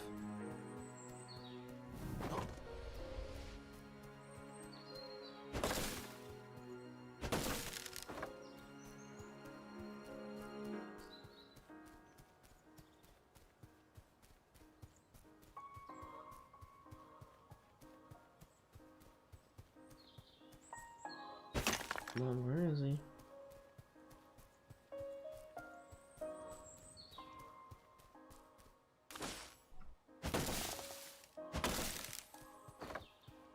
I really should have stayed in the other area to go get silver. I'm already in this side, and the Jotun is here, so there's nothing I can do about it.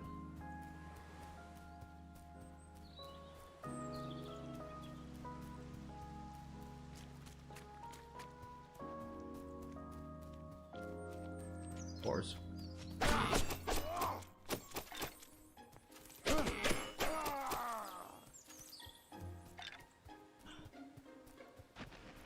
There he is. Hello.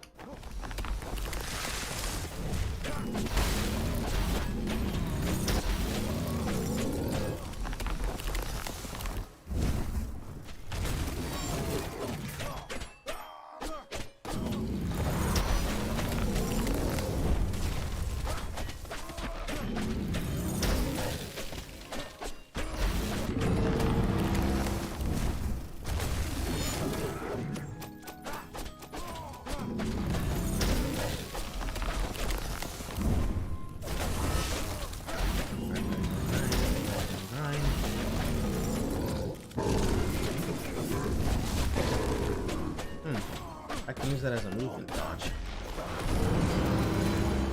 Nice. So, you kill a Jotun, usually you get a big giant burst of loot in general. You also get a big giant boost of souls.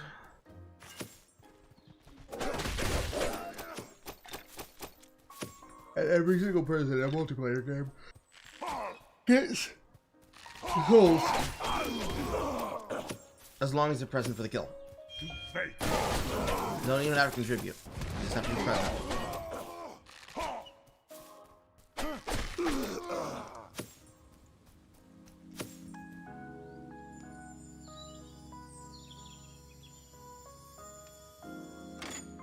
Give me all razzle-dazzle.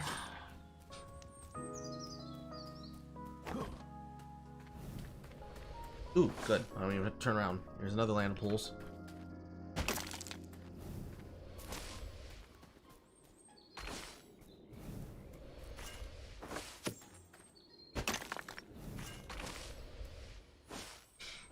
Now the problem becomes getting enough silver to make my picks, and then finding a sorcerer to turn my item into the item I require for this quest, which sometimes can be very, very difficult.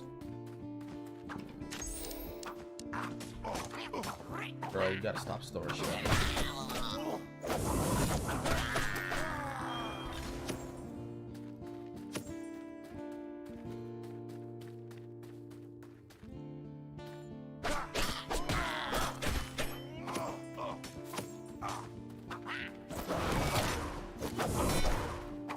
Goes right over his head too.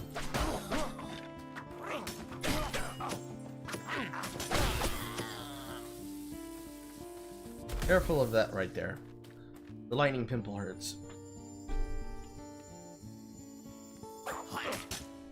Sir! Rude!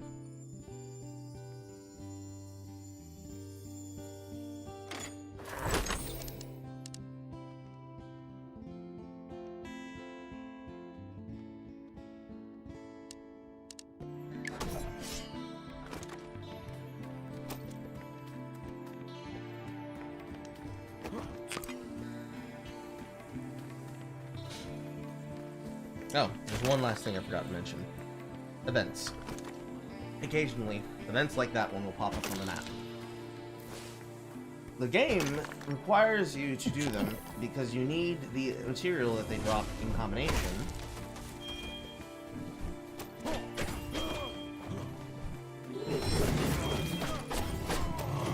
Get fucked. You need in combination with what has to be acquired from them. And not having them with you and not doing it when you have to is a fucking nightmare you do not want to deal with at all. Because the only other way to get the materials that they drop is to be lucky and buy them from a merchant. And of course they also give you experience. I don't know what to do with the machines about to begin. Don't throw. Fuck me.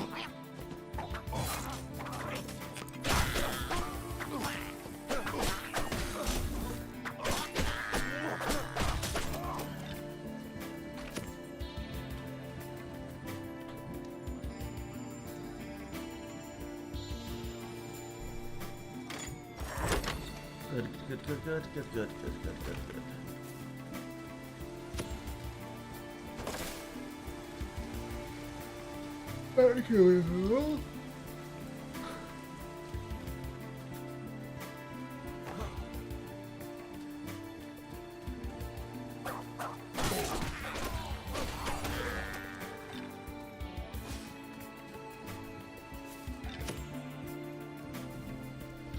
Yes.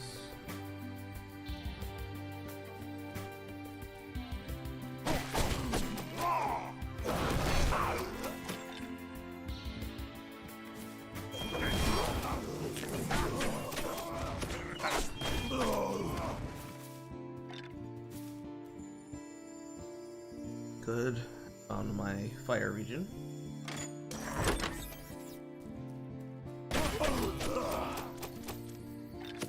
I'm doing enough damage to one-shot them now. Oh, bitch, what is that area? Well, protection is asking to get burned to death, and burning potions to do it is not optimal.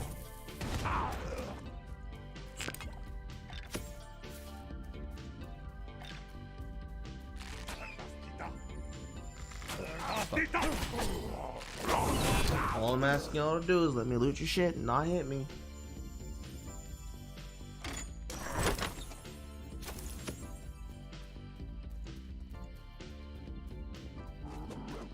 Boy.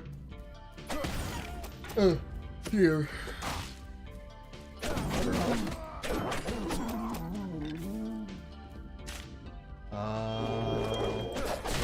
So no shrine?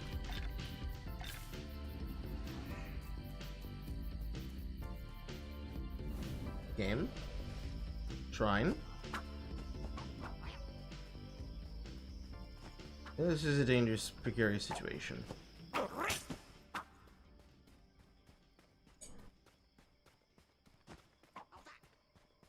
One thing.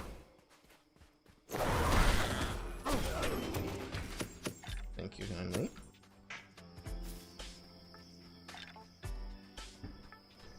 Shrine.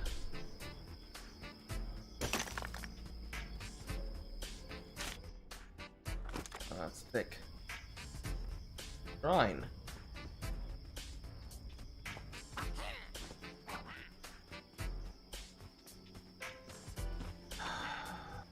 Okay.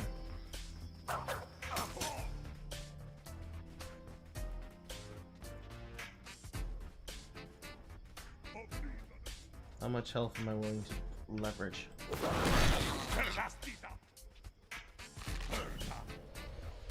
Not that much. That might be game.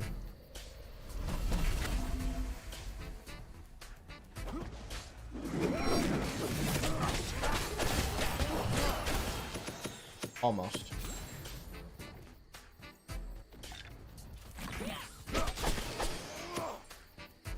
Cutting it close.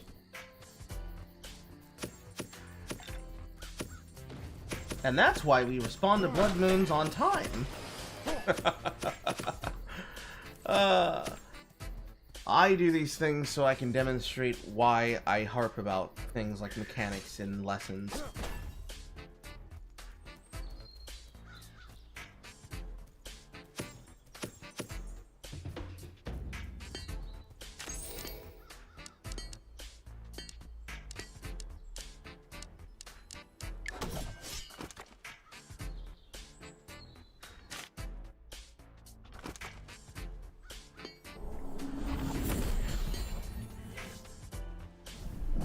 thick.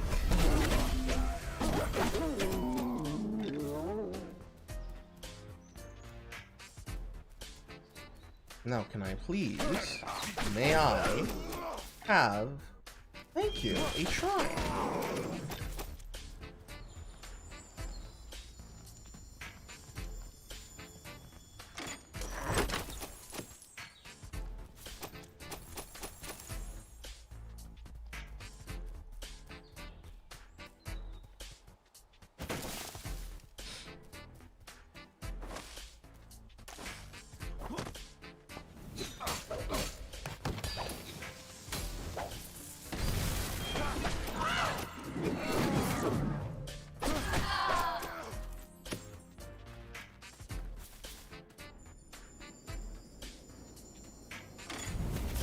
Beautiful.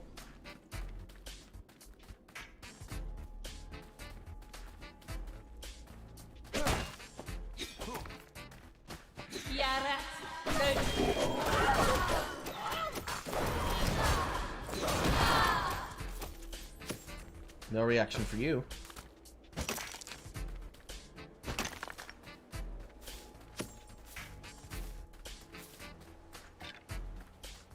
No, I just need this man.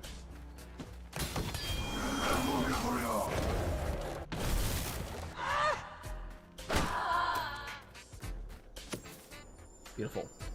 So what I'm throwing out there is what's called a Jarm of Heim. For those, that was, I want to say Nifheim? It wasn't Muspelheim. Light Jar, or more preferably, if this is easier, Light Bomb. That one's a Dark Bomb. These are dark enemies. The element of the opposite will do a maximum damage. Elements of the same will do less damage. Elements that are neutral will do neutral damage. And the stag is sent back to the world tree. Fuck. I have to wait for the next event.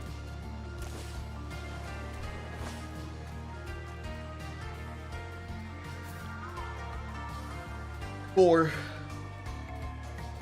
I can't go up there to get the boar. You survive this time, my friend.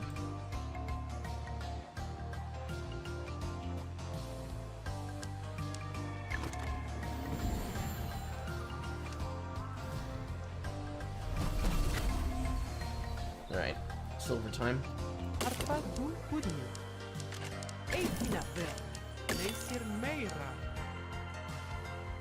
Yeah. Fortunately, I was lucky enough to find what I was looking for. Oh god, a prisoner of Dolkafalls. Oh. Now, do that.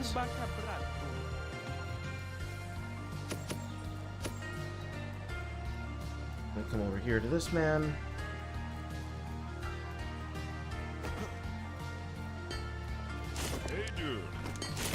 Look to upgrade him all the way.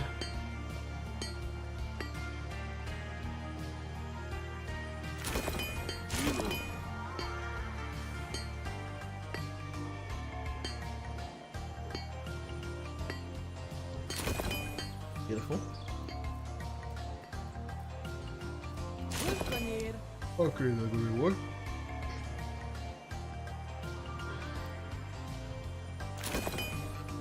And to suit my insanity, what farm was that? It was farm. Okay. To the top.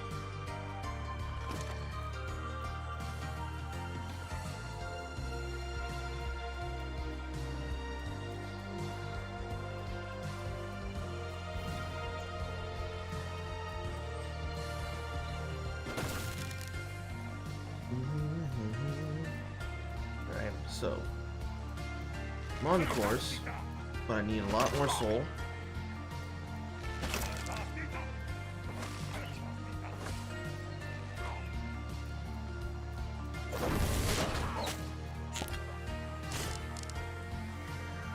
Get 600. And I have just enough fucking cut stone.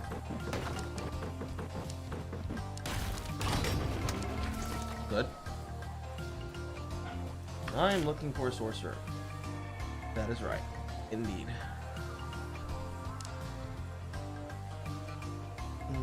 Likelihood that a sorcerer is here. Not very, but let's get spicy. First, running in the opposite direction. I'd rather teleport over there than walk there.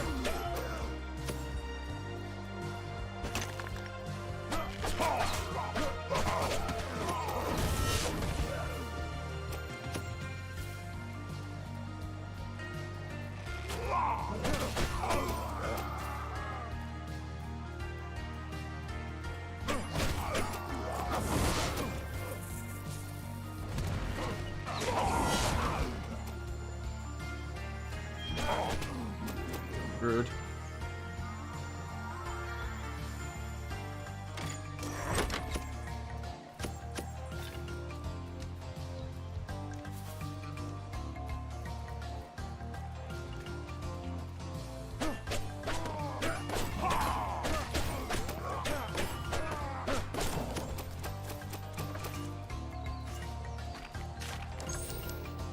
What else do I want? Do I want Haggler? No, I don't.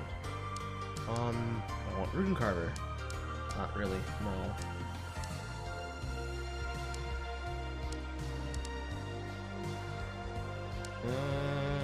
Damage with swords.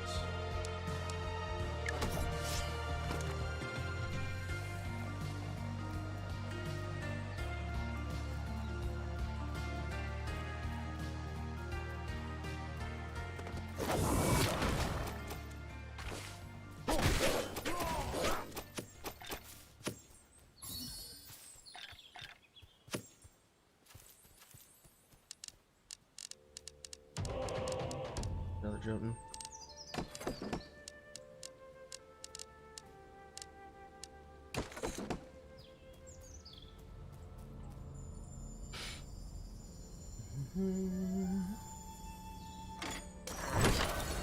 There's the golden egg perk I was talking about.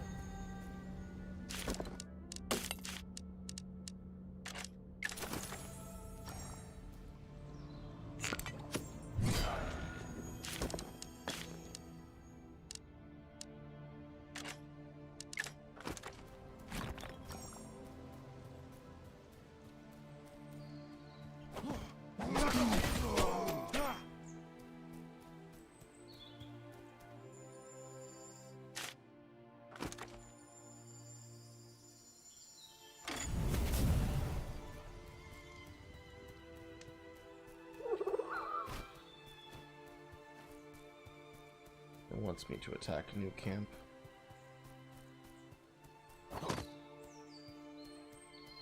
I have to go do it.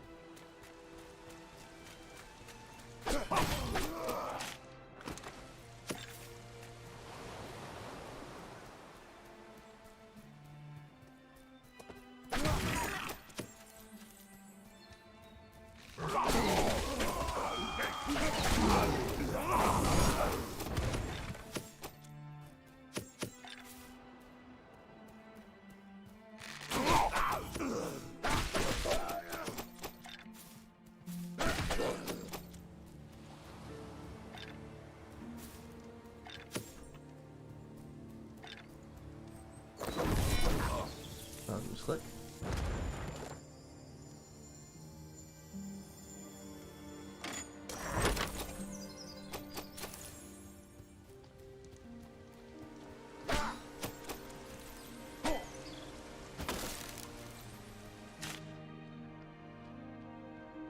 Walking.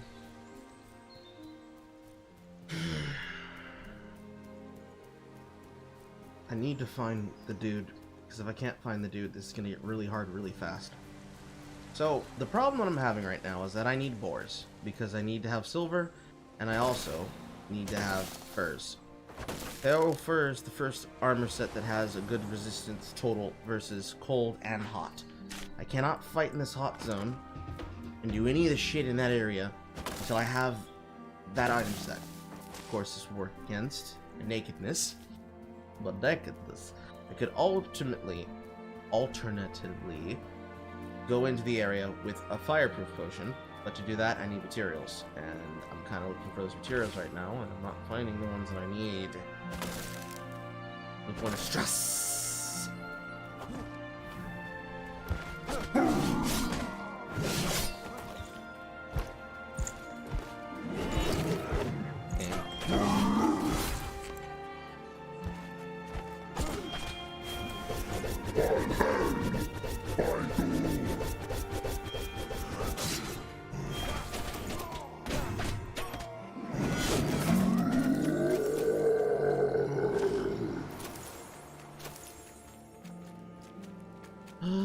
close.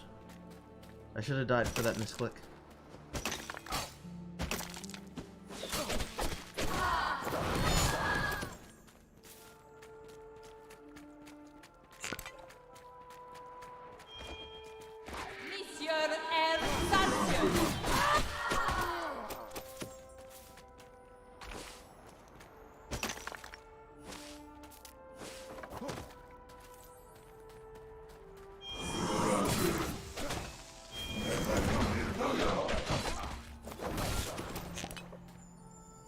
Why do you hit so hard?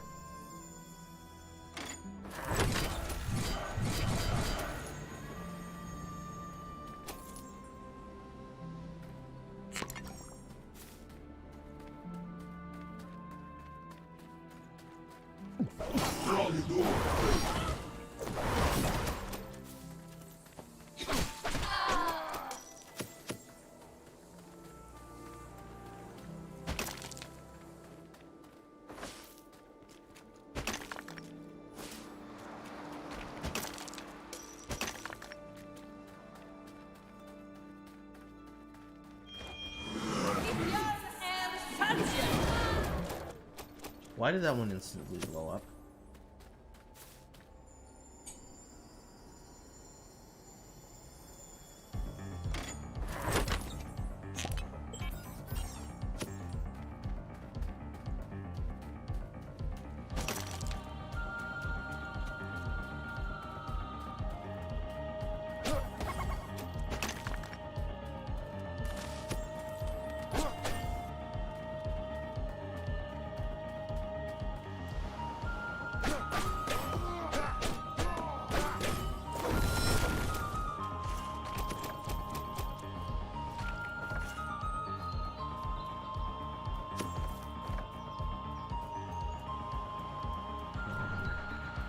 Still no sorcerer?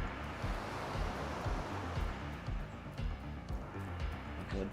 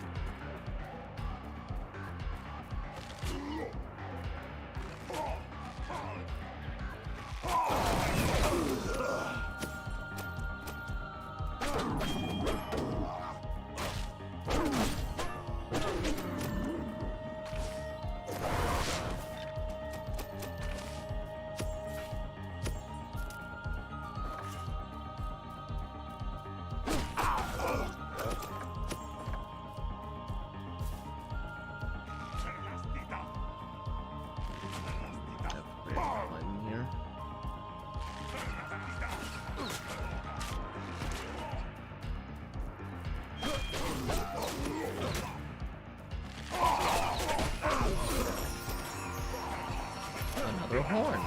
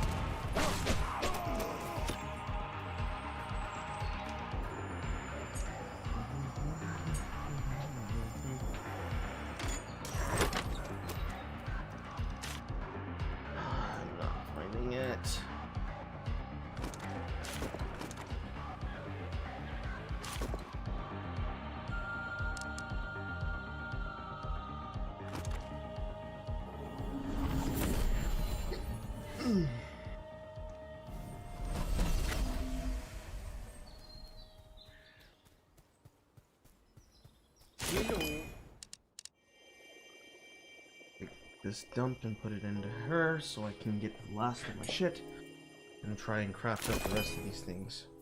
Tutoki. Eighteen of it. Kafferotter. Ni ser mera.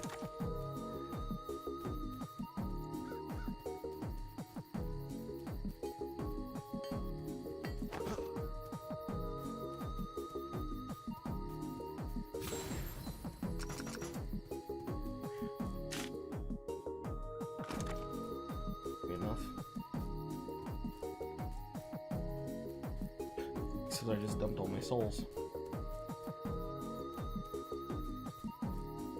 Should have thought I went through.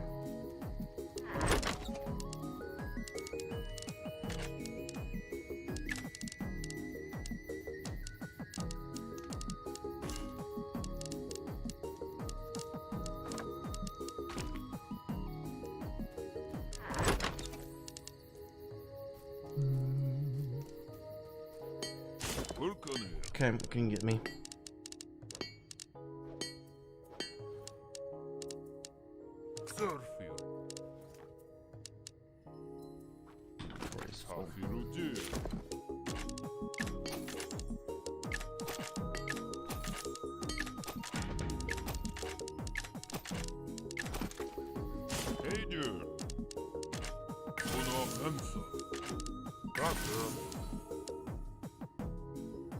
Strand of ungrown hair and more dock of orbs. Say.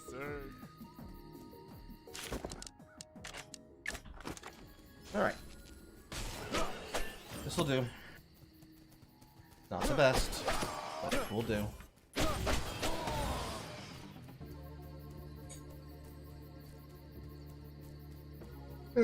Gates. Oh, I should start looking at gates.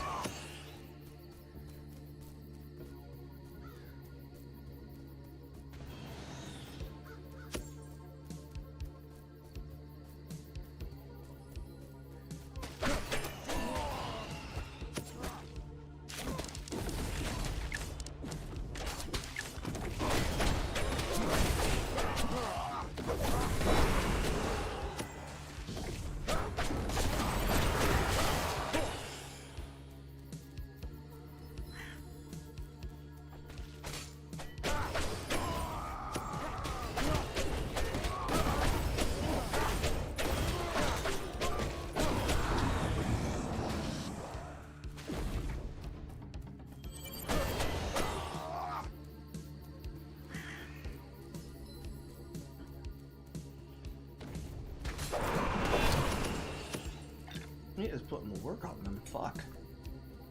Not even getting the chance.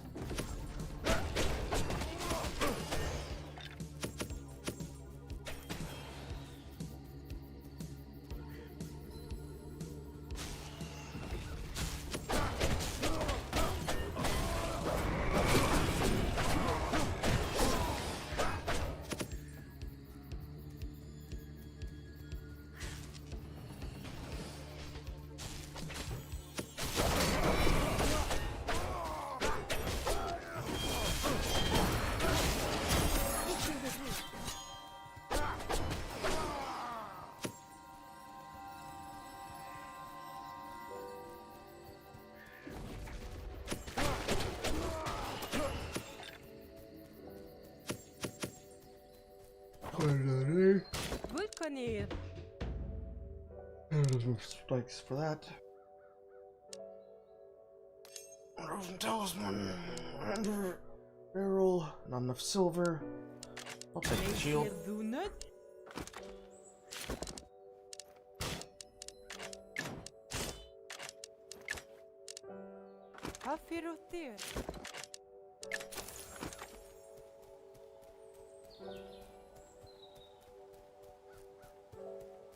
Okay, game, you're putting in a very precarious position, and I don't like it. I don't like it one bit. Is there a hammer on this chart? There's not. Well, technically, that's red. I need a yellow. Vulcane. Oh, sword. Erudir.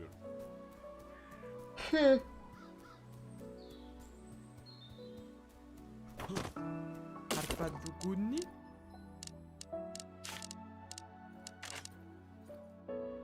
Hamsa. Muptaker.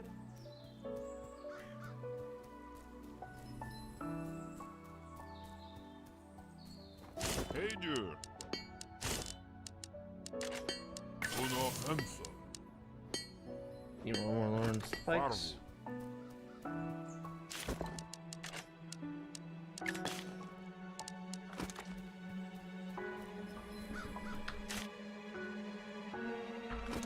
few seconds.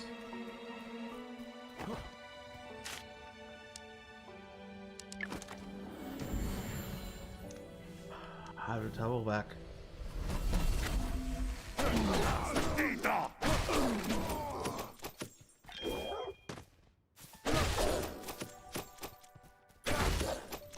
I can save in time.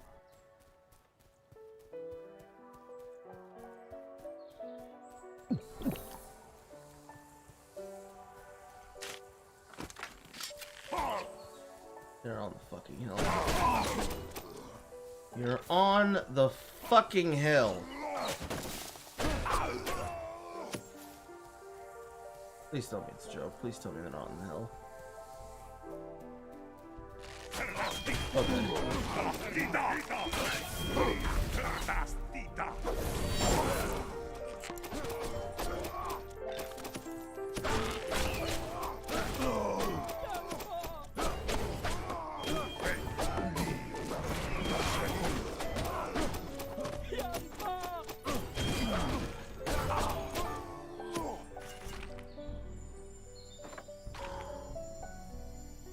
Hjälpa! 15 seconds to spare. 15 seconds to spare. Hjälpa!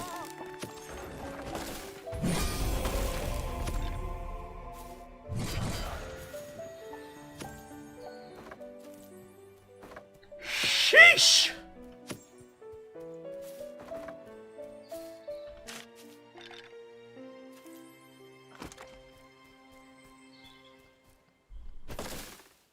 Right.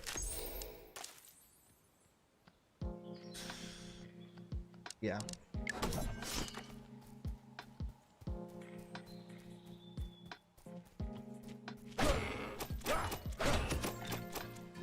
Okay, that should be enough boars.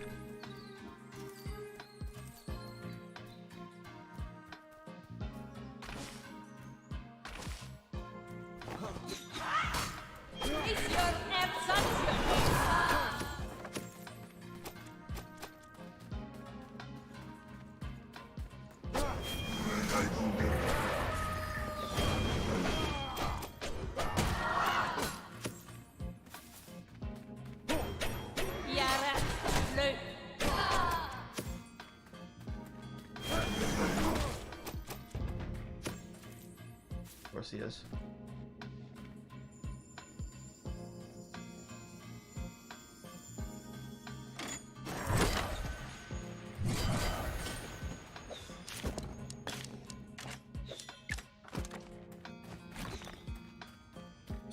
Chance to throw a projectile. Please let there be a shrine. Please let there be a shrine.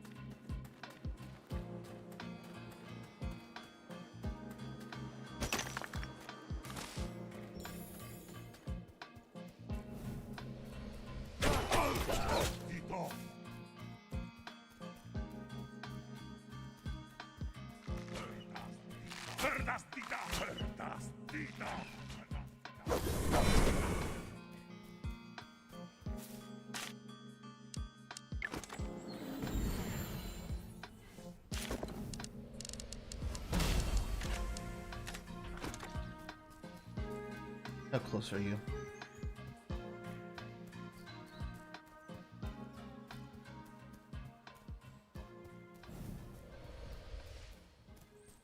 Come on, how close are you? Yes, yes, thank you for the warning. How close are you?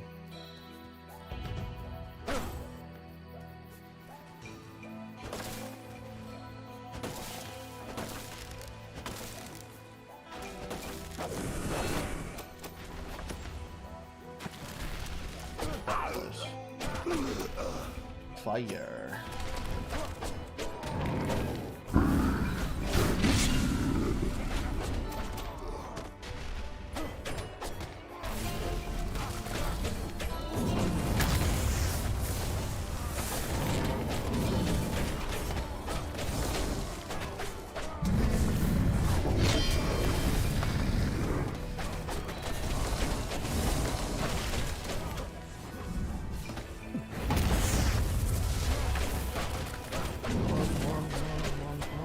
Forward. Stop.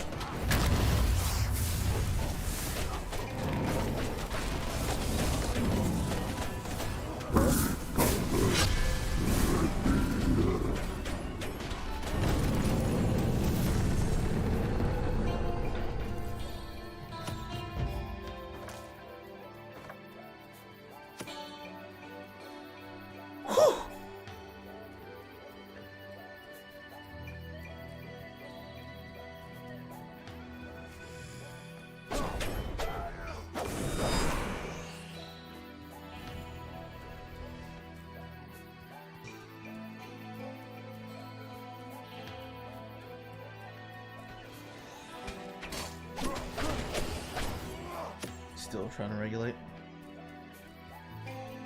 I think between these two, these will be fine. I need to only help them when they have giant pieces.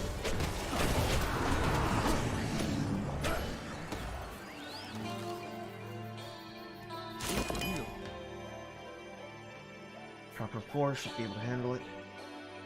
This is more of a learning, at this point right now, this is a bit more of a learning experience than it is a show them how to play guide.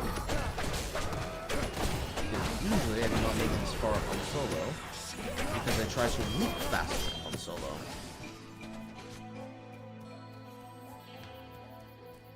I was really trying to see what damage I can do in this room.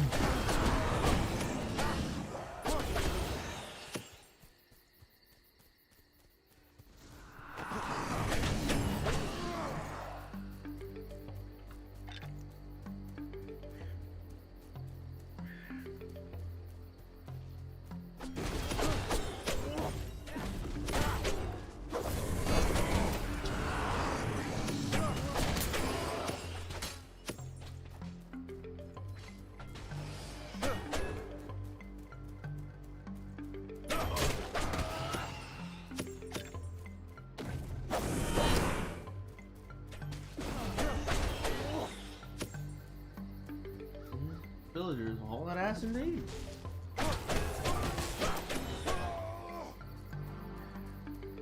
Like I said, on solo, they fucking swing.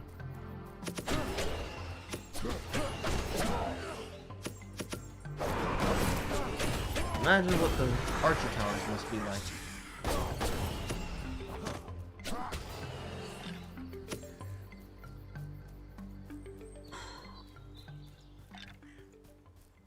A lot of fingernails.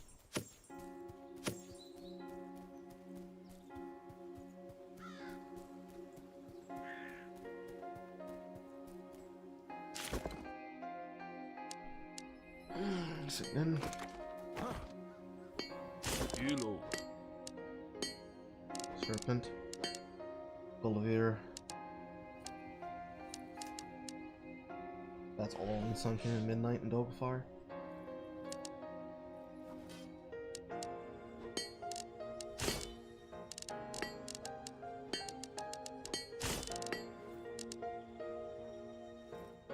This is literally just Lindorm. And then there's the whole thing. Rings. Rings. amethyst.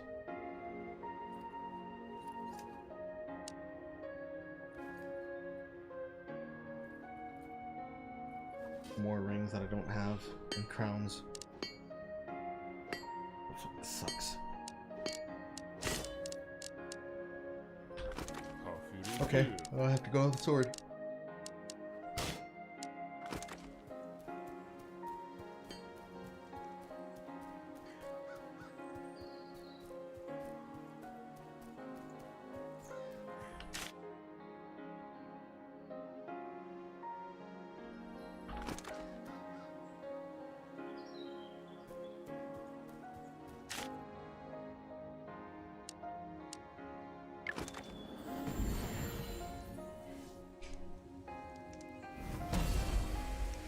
Panic.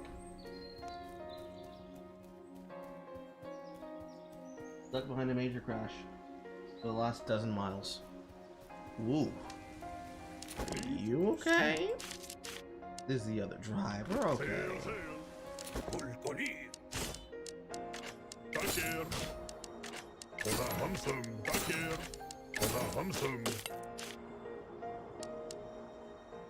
I have an eat proof. I can use this. This sells for $250 in solo.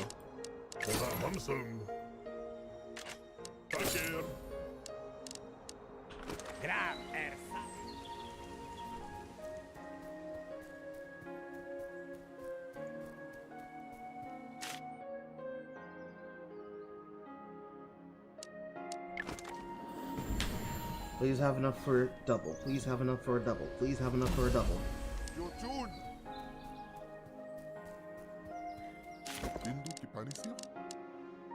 Fuck! I have enough. I don't have any for either.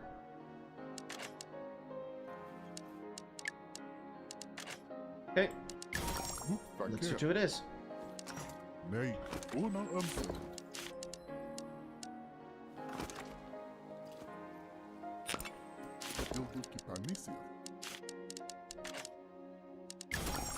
Sell.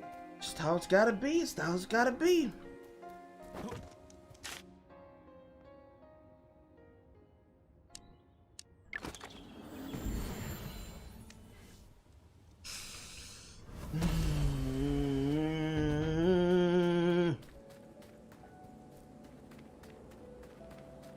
So this is not optimal.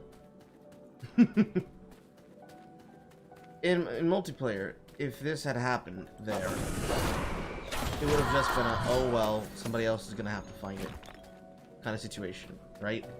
Oh, that's very nice. But since I did not find the materials I needed, some of which is found in the opposite region of the other, for damage purposes, and because I didn't get any from the drops that I have been opening from my camps, I now get the pleasure of needing to run like a madman through the fire section. I'll try to harvest the shit that I need.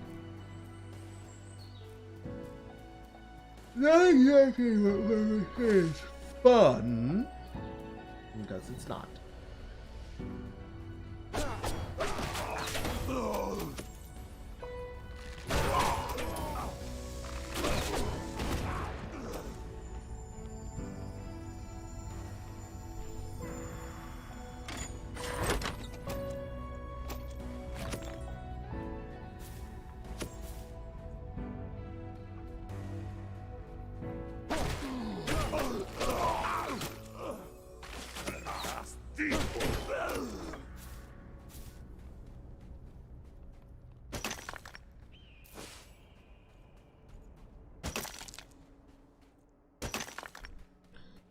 Get lucky with garnets. Okay, yes, I know. It's appearing soon.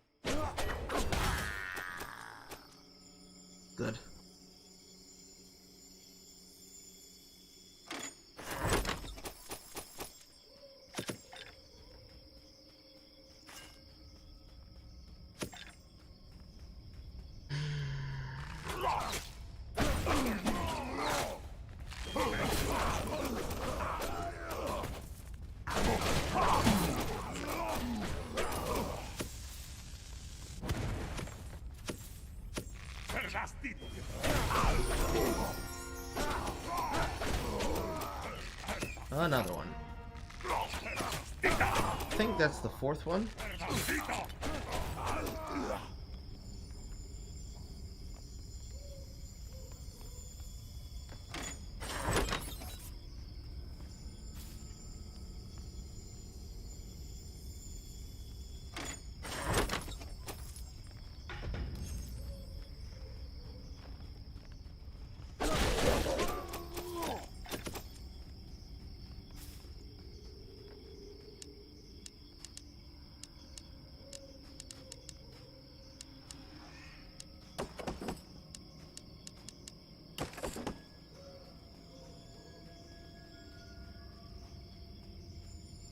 Treasure.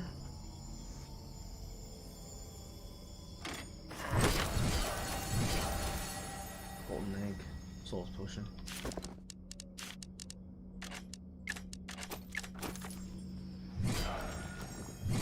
Waystone potion.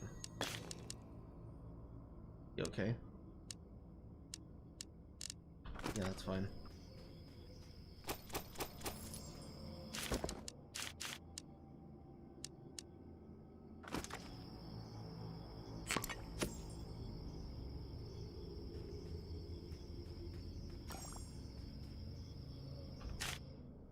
Ooh, that's not good.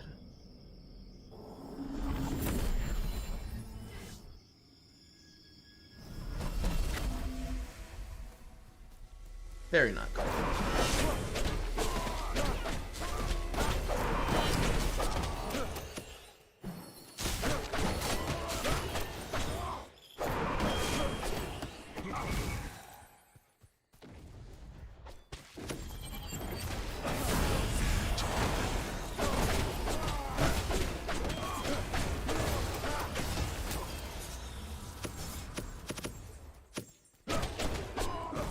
Handle some of these, but they can't handle all of these enemies. And I'm aware that the music stopped.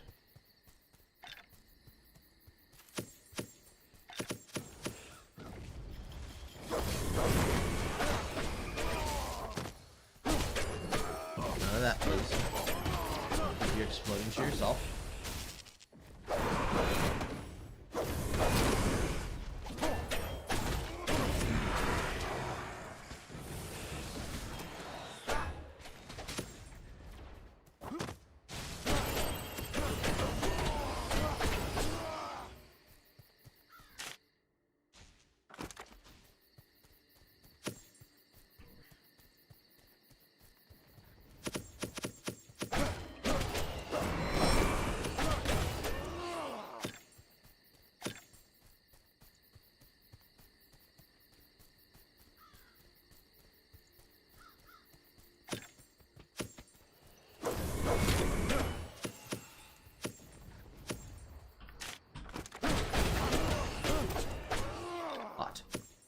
Do I already know where the bridge is? No, I don't.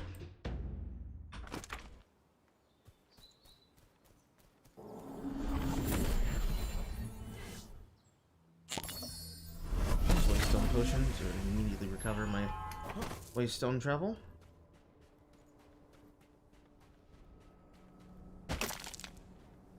Slowly burning.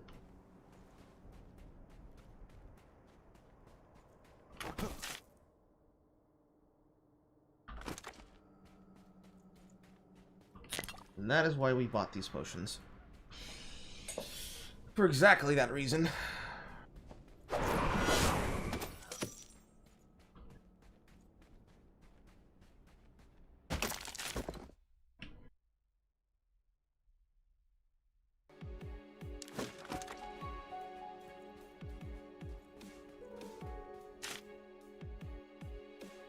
On the outside.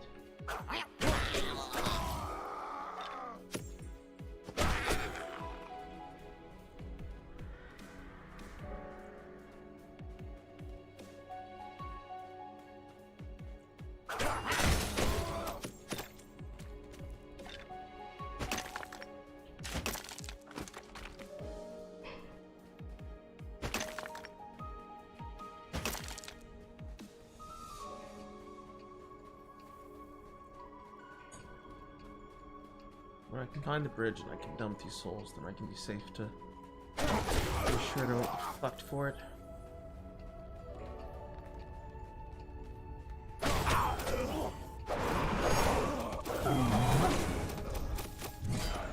Hello, friend. Hello, second golden egg that I haven't picked up.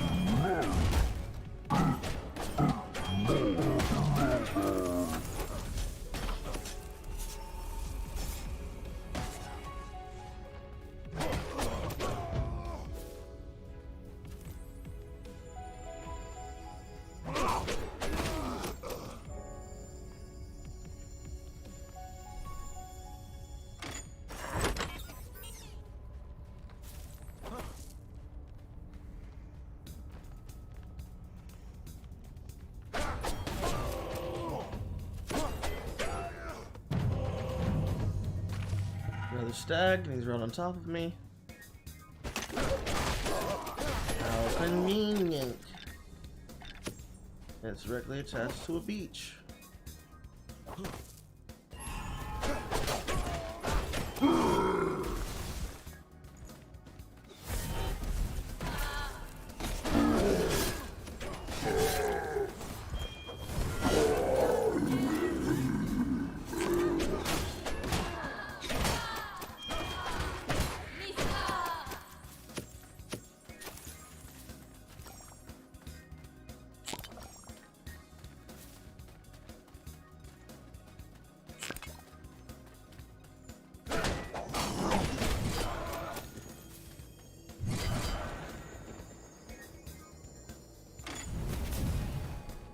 The shrine.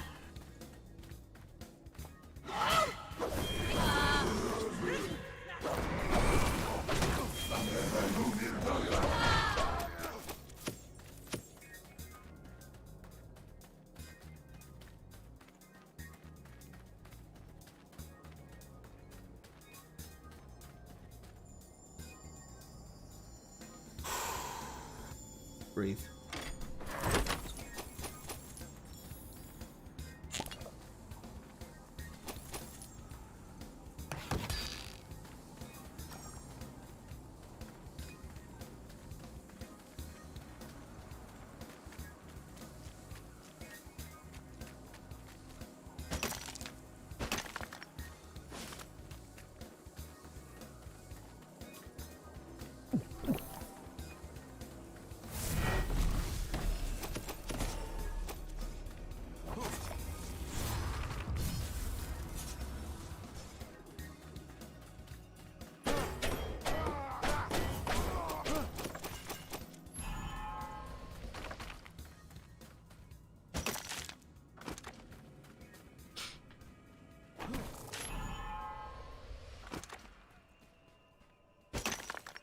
There we go.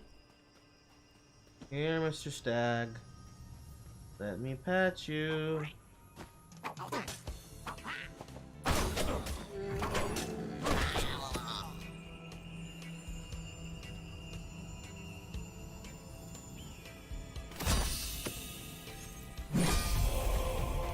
Fragment.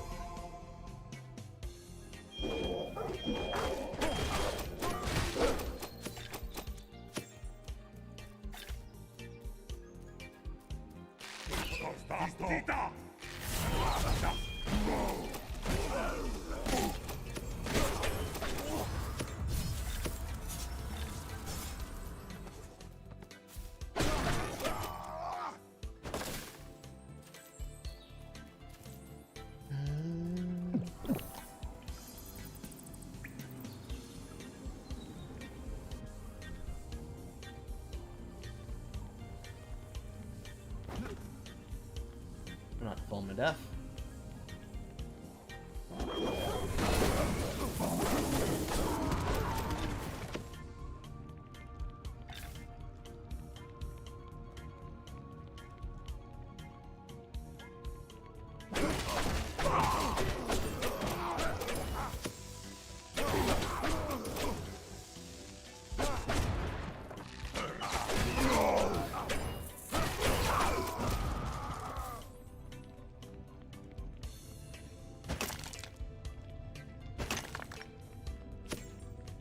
Gold deposits.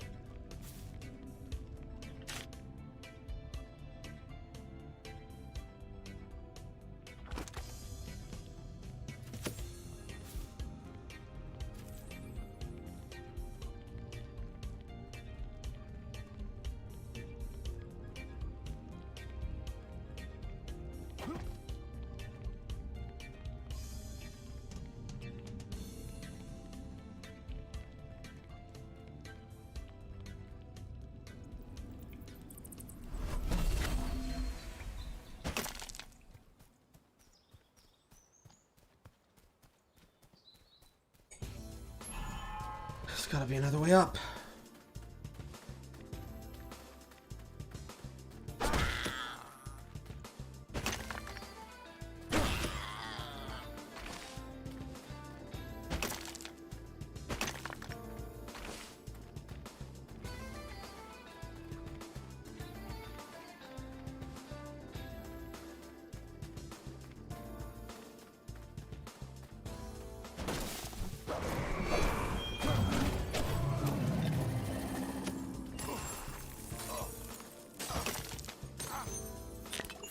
Game, please.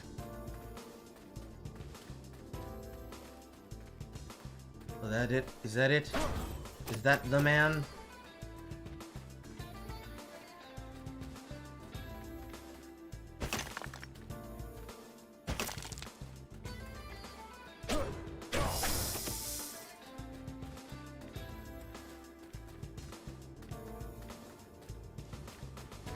Keep an easy. It is the man. Hey, fina verk. Sucker.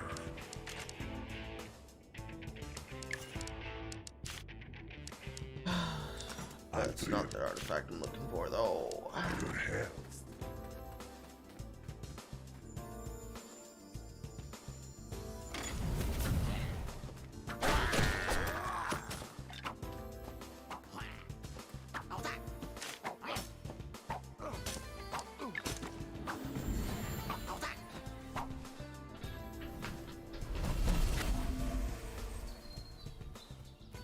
Ja.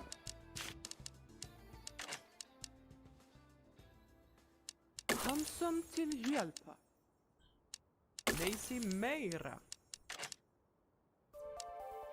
Handsome till Taser.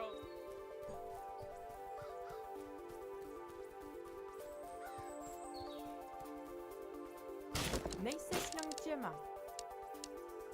Okay, so you get the card. Leg. Nacer Zuner. Nacer Zuner. Give me all that full leg. Hacker. Nacer Mera.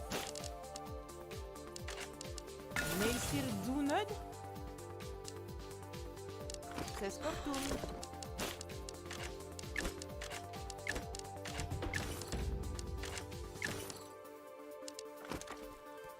Okay. Mission. You are not helping. Now I have to fuck all around and go find what I'm looking for.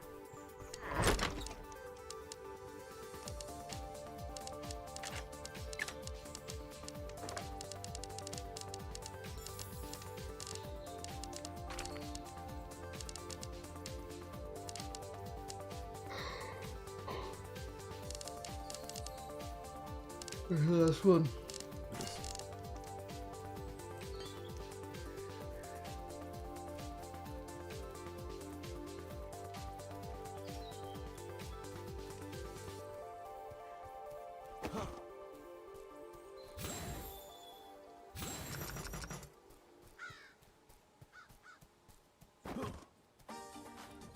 Work on it.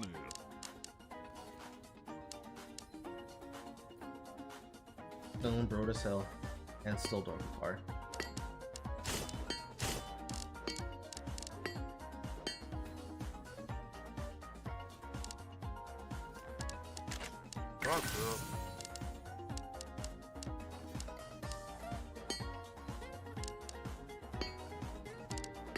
Cedar, cedar. Cedar, cedar. Wait, do I actually have enough for cedar, cedar?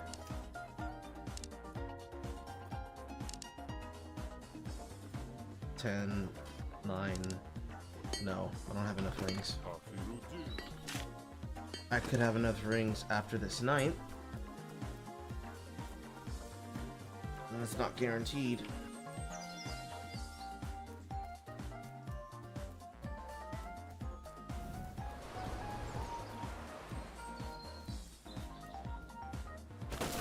I should open the quarry.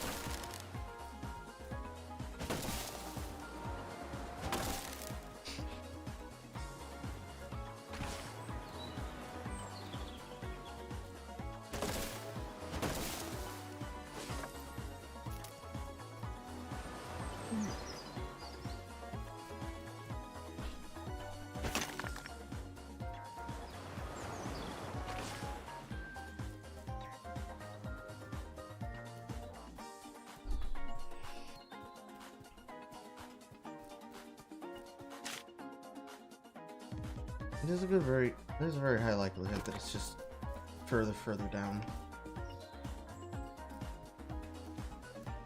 The way the camera's positioned, it's positioned like it's further down.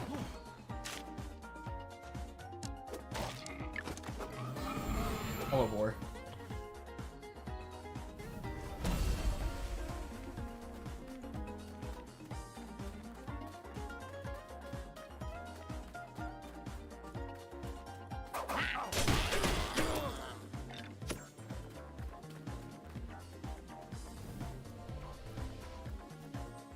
Wherever he is north.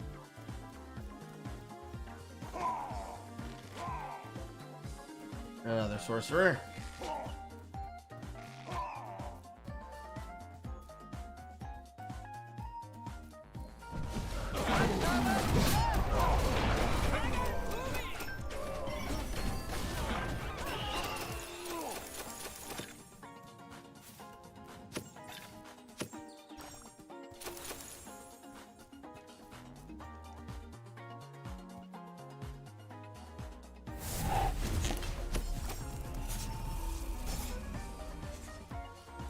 You have a move for it. You do. Kind of.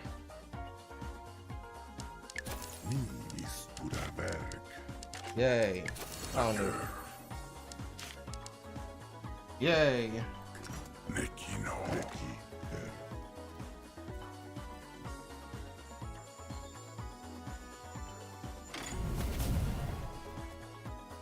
This is definitely not the bridge, though.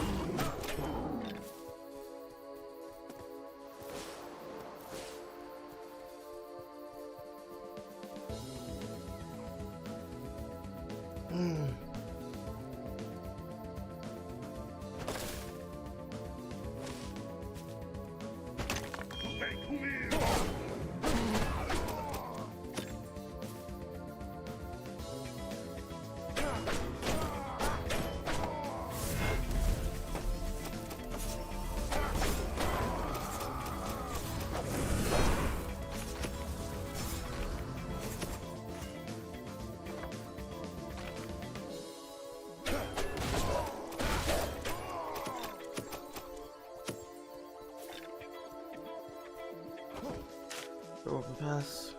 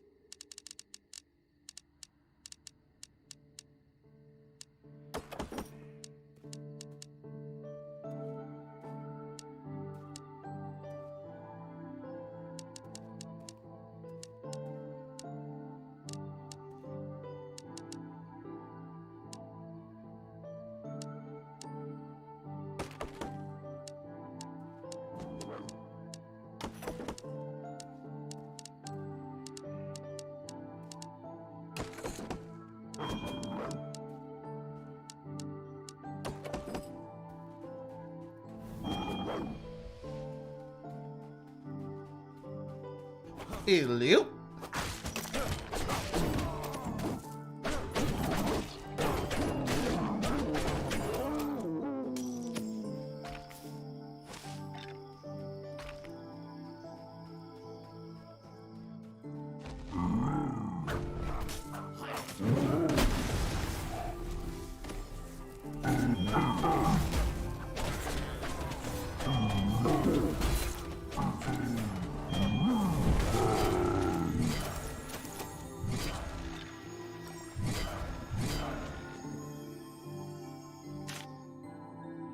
That's not good either. Okay. Day 10, day 11. All right.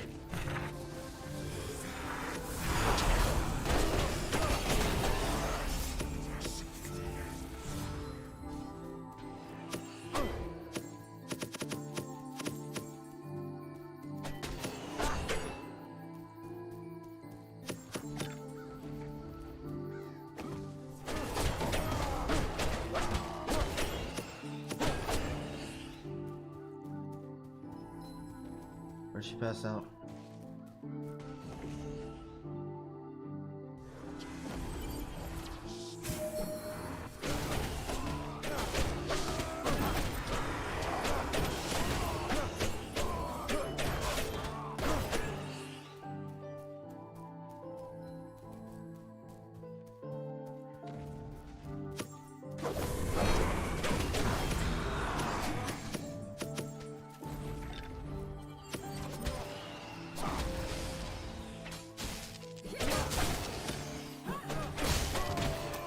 Well, that's a bug if I've ever seen it.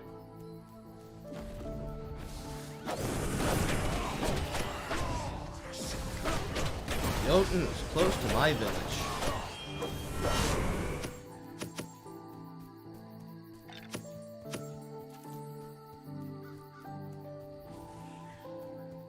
Are they now?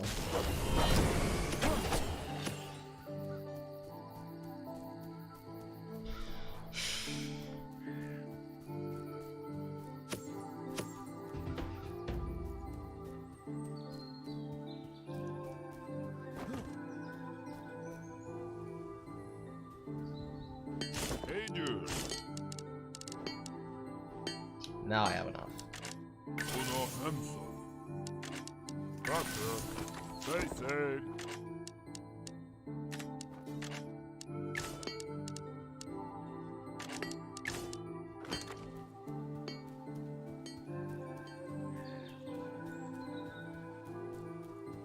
Please don't be outside. Please don't be outside. Please don't be outside. Please don't be outside. Please don't be outside. Please don't be outside. Please. Please. Don't be that. Don't be that. Don't be that. Where are you at, though? I don't see you. Show yourself, sir.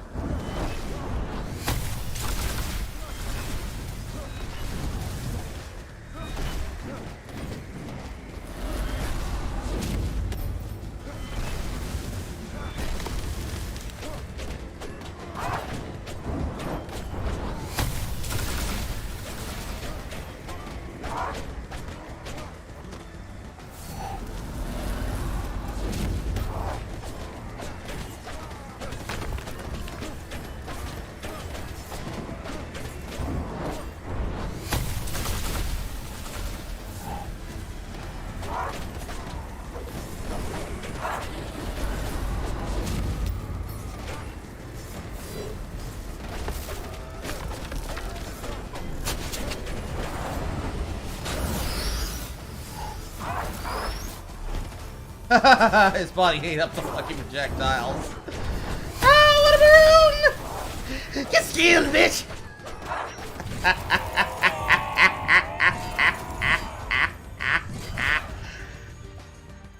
Woo! That was adorable.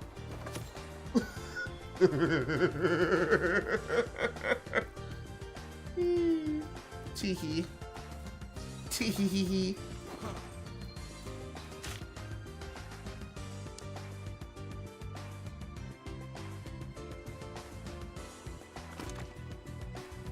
At the very least, I can teleport back.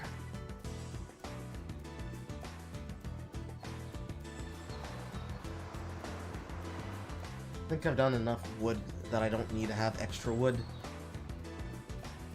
It's really just the stone.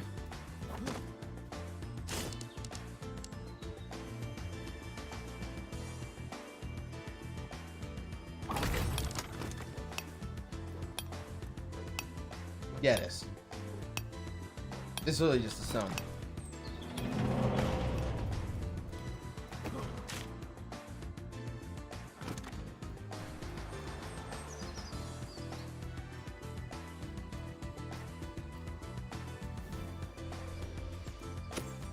Yeah, they do have tiny legs. He did have tiny legs. Okay. Do I have colds now? No, I don't.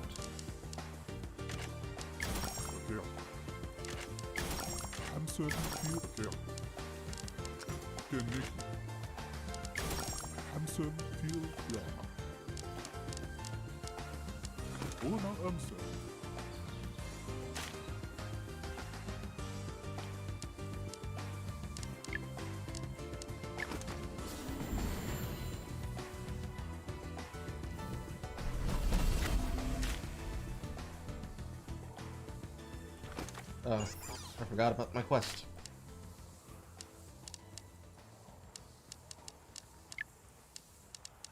Birdie's right there. Might as well turn it in. Get exactly enough souls. Die.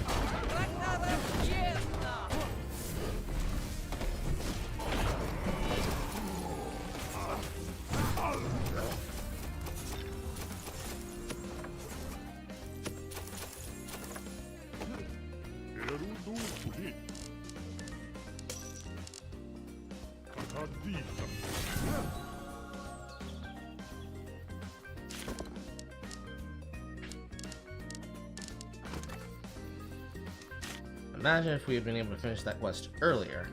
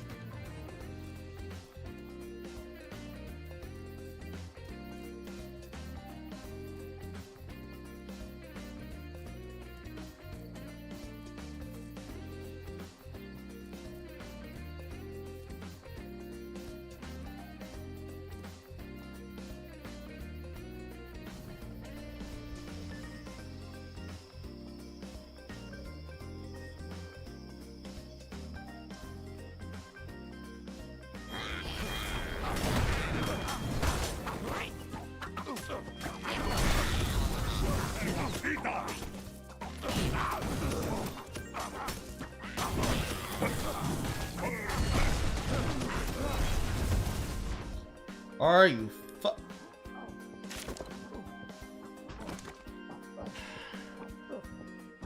He love tapped me before I was able to tap. Well, have to pack it on that one.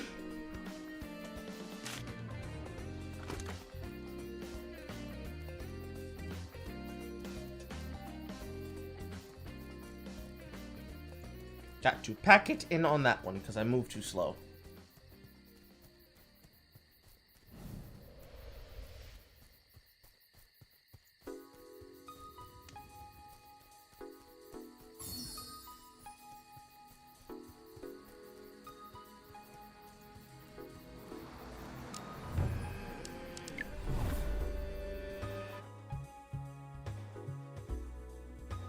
Situations like that, that's where you just kind of have to.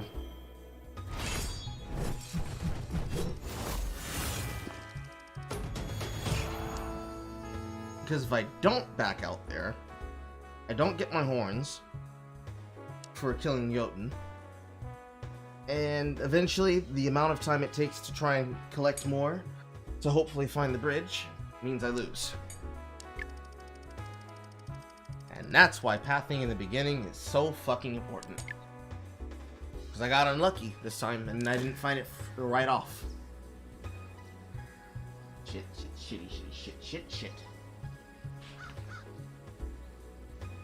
It's on my phone.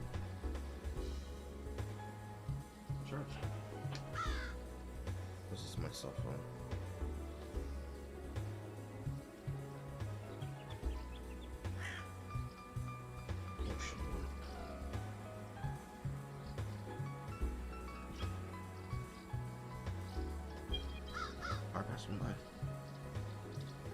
So, that's the long and short of Tribes. It can get tedious and long by yourself, unless you're pushing to go faster, and I'm pushing to go faster. And now my body's telling me to slow the fuck down, take a nap. So I suppose I will do that.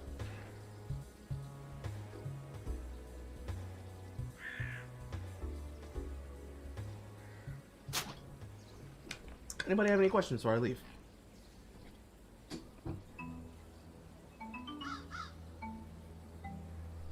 It's an interesting game for sure. I'm surprised how fast the days pass. Yeah. Super quick. It's balanced around having multiple people, which is why when you're solo, you have to... And it's not hard to defend, right? You see him shredding these Jotun. They at least didn't fuck it up, right? You can kill Jotun on your own. It's not hard, especially if you have a strong weapon, and especially if you have the element that is opposite to what you're fighting. However, you only need 2 weapons. Usually a melee and a ranged. In my case, because I wasn't going to ever really get the chance to fight my enemies at range, I chose a melee attack that had a special ranged attack on it. In the future, when and if you do get nothing to hide, remember that nothing to hide will only really help you for places where you don't need to have resistances. Any place where you require resistance to go through so that you don't burn to death, it is not great at all. That and the armors that are specific to the area. No, not that one.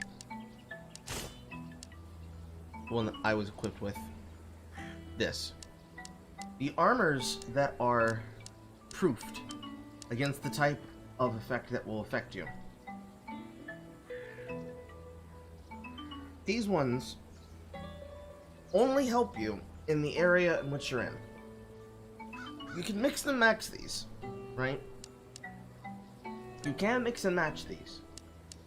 But the total that you care about is this total with the mana, well, what looks like a mana bar, which looks like an HP bar. That's your elemental tolerance.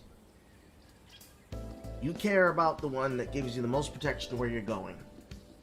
If you're farming an area, and there's other users who already are farming a fire area with fire armor, go to the frozen area with frozen armor. Even though it will be hard for you to justify doing that because you're not lucky enough to get a frozen region that isn't the saga bosses, you're not going to have these items.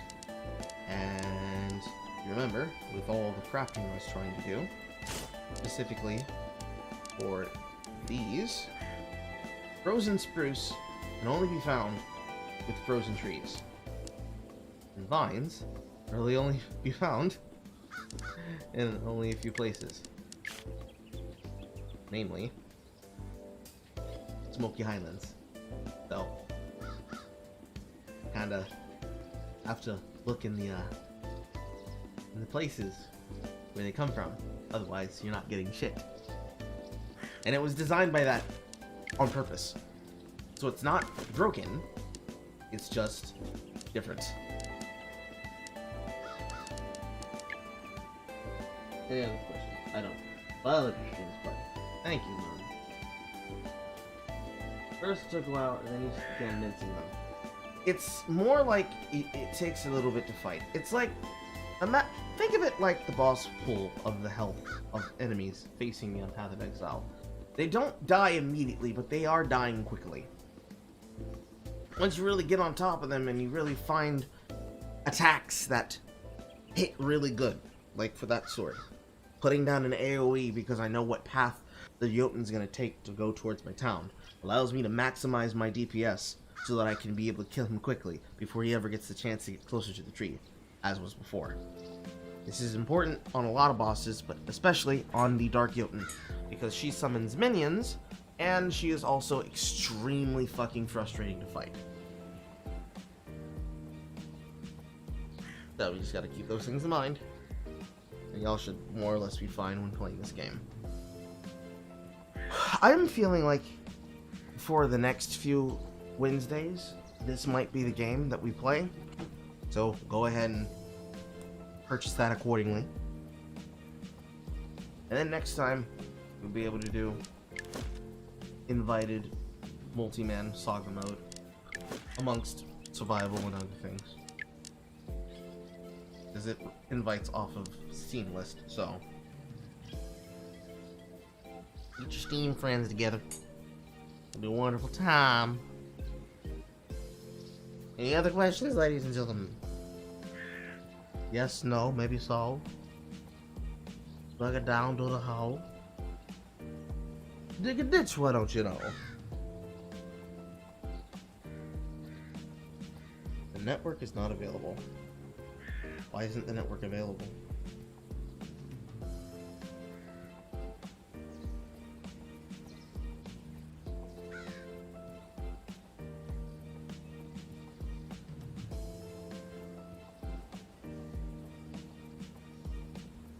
Tourism? Nah, man. Okay. I'm leaving, everyone. I'm going. I'm gone. Bye. Goodbye. Goodbye. Bye.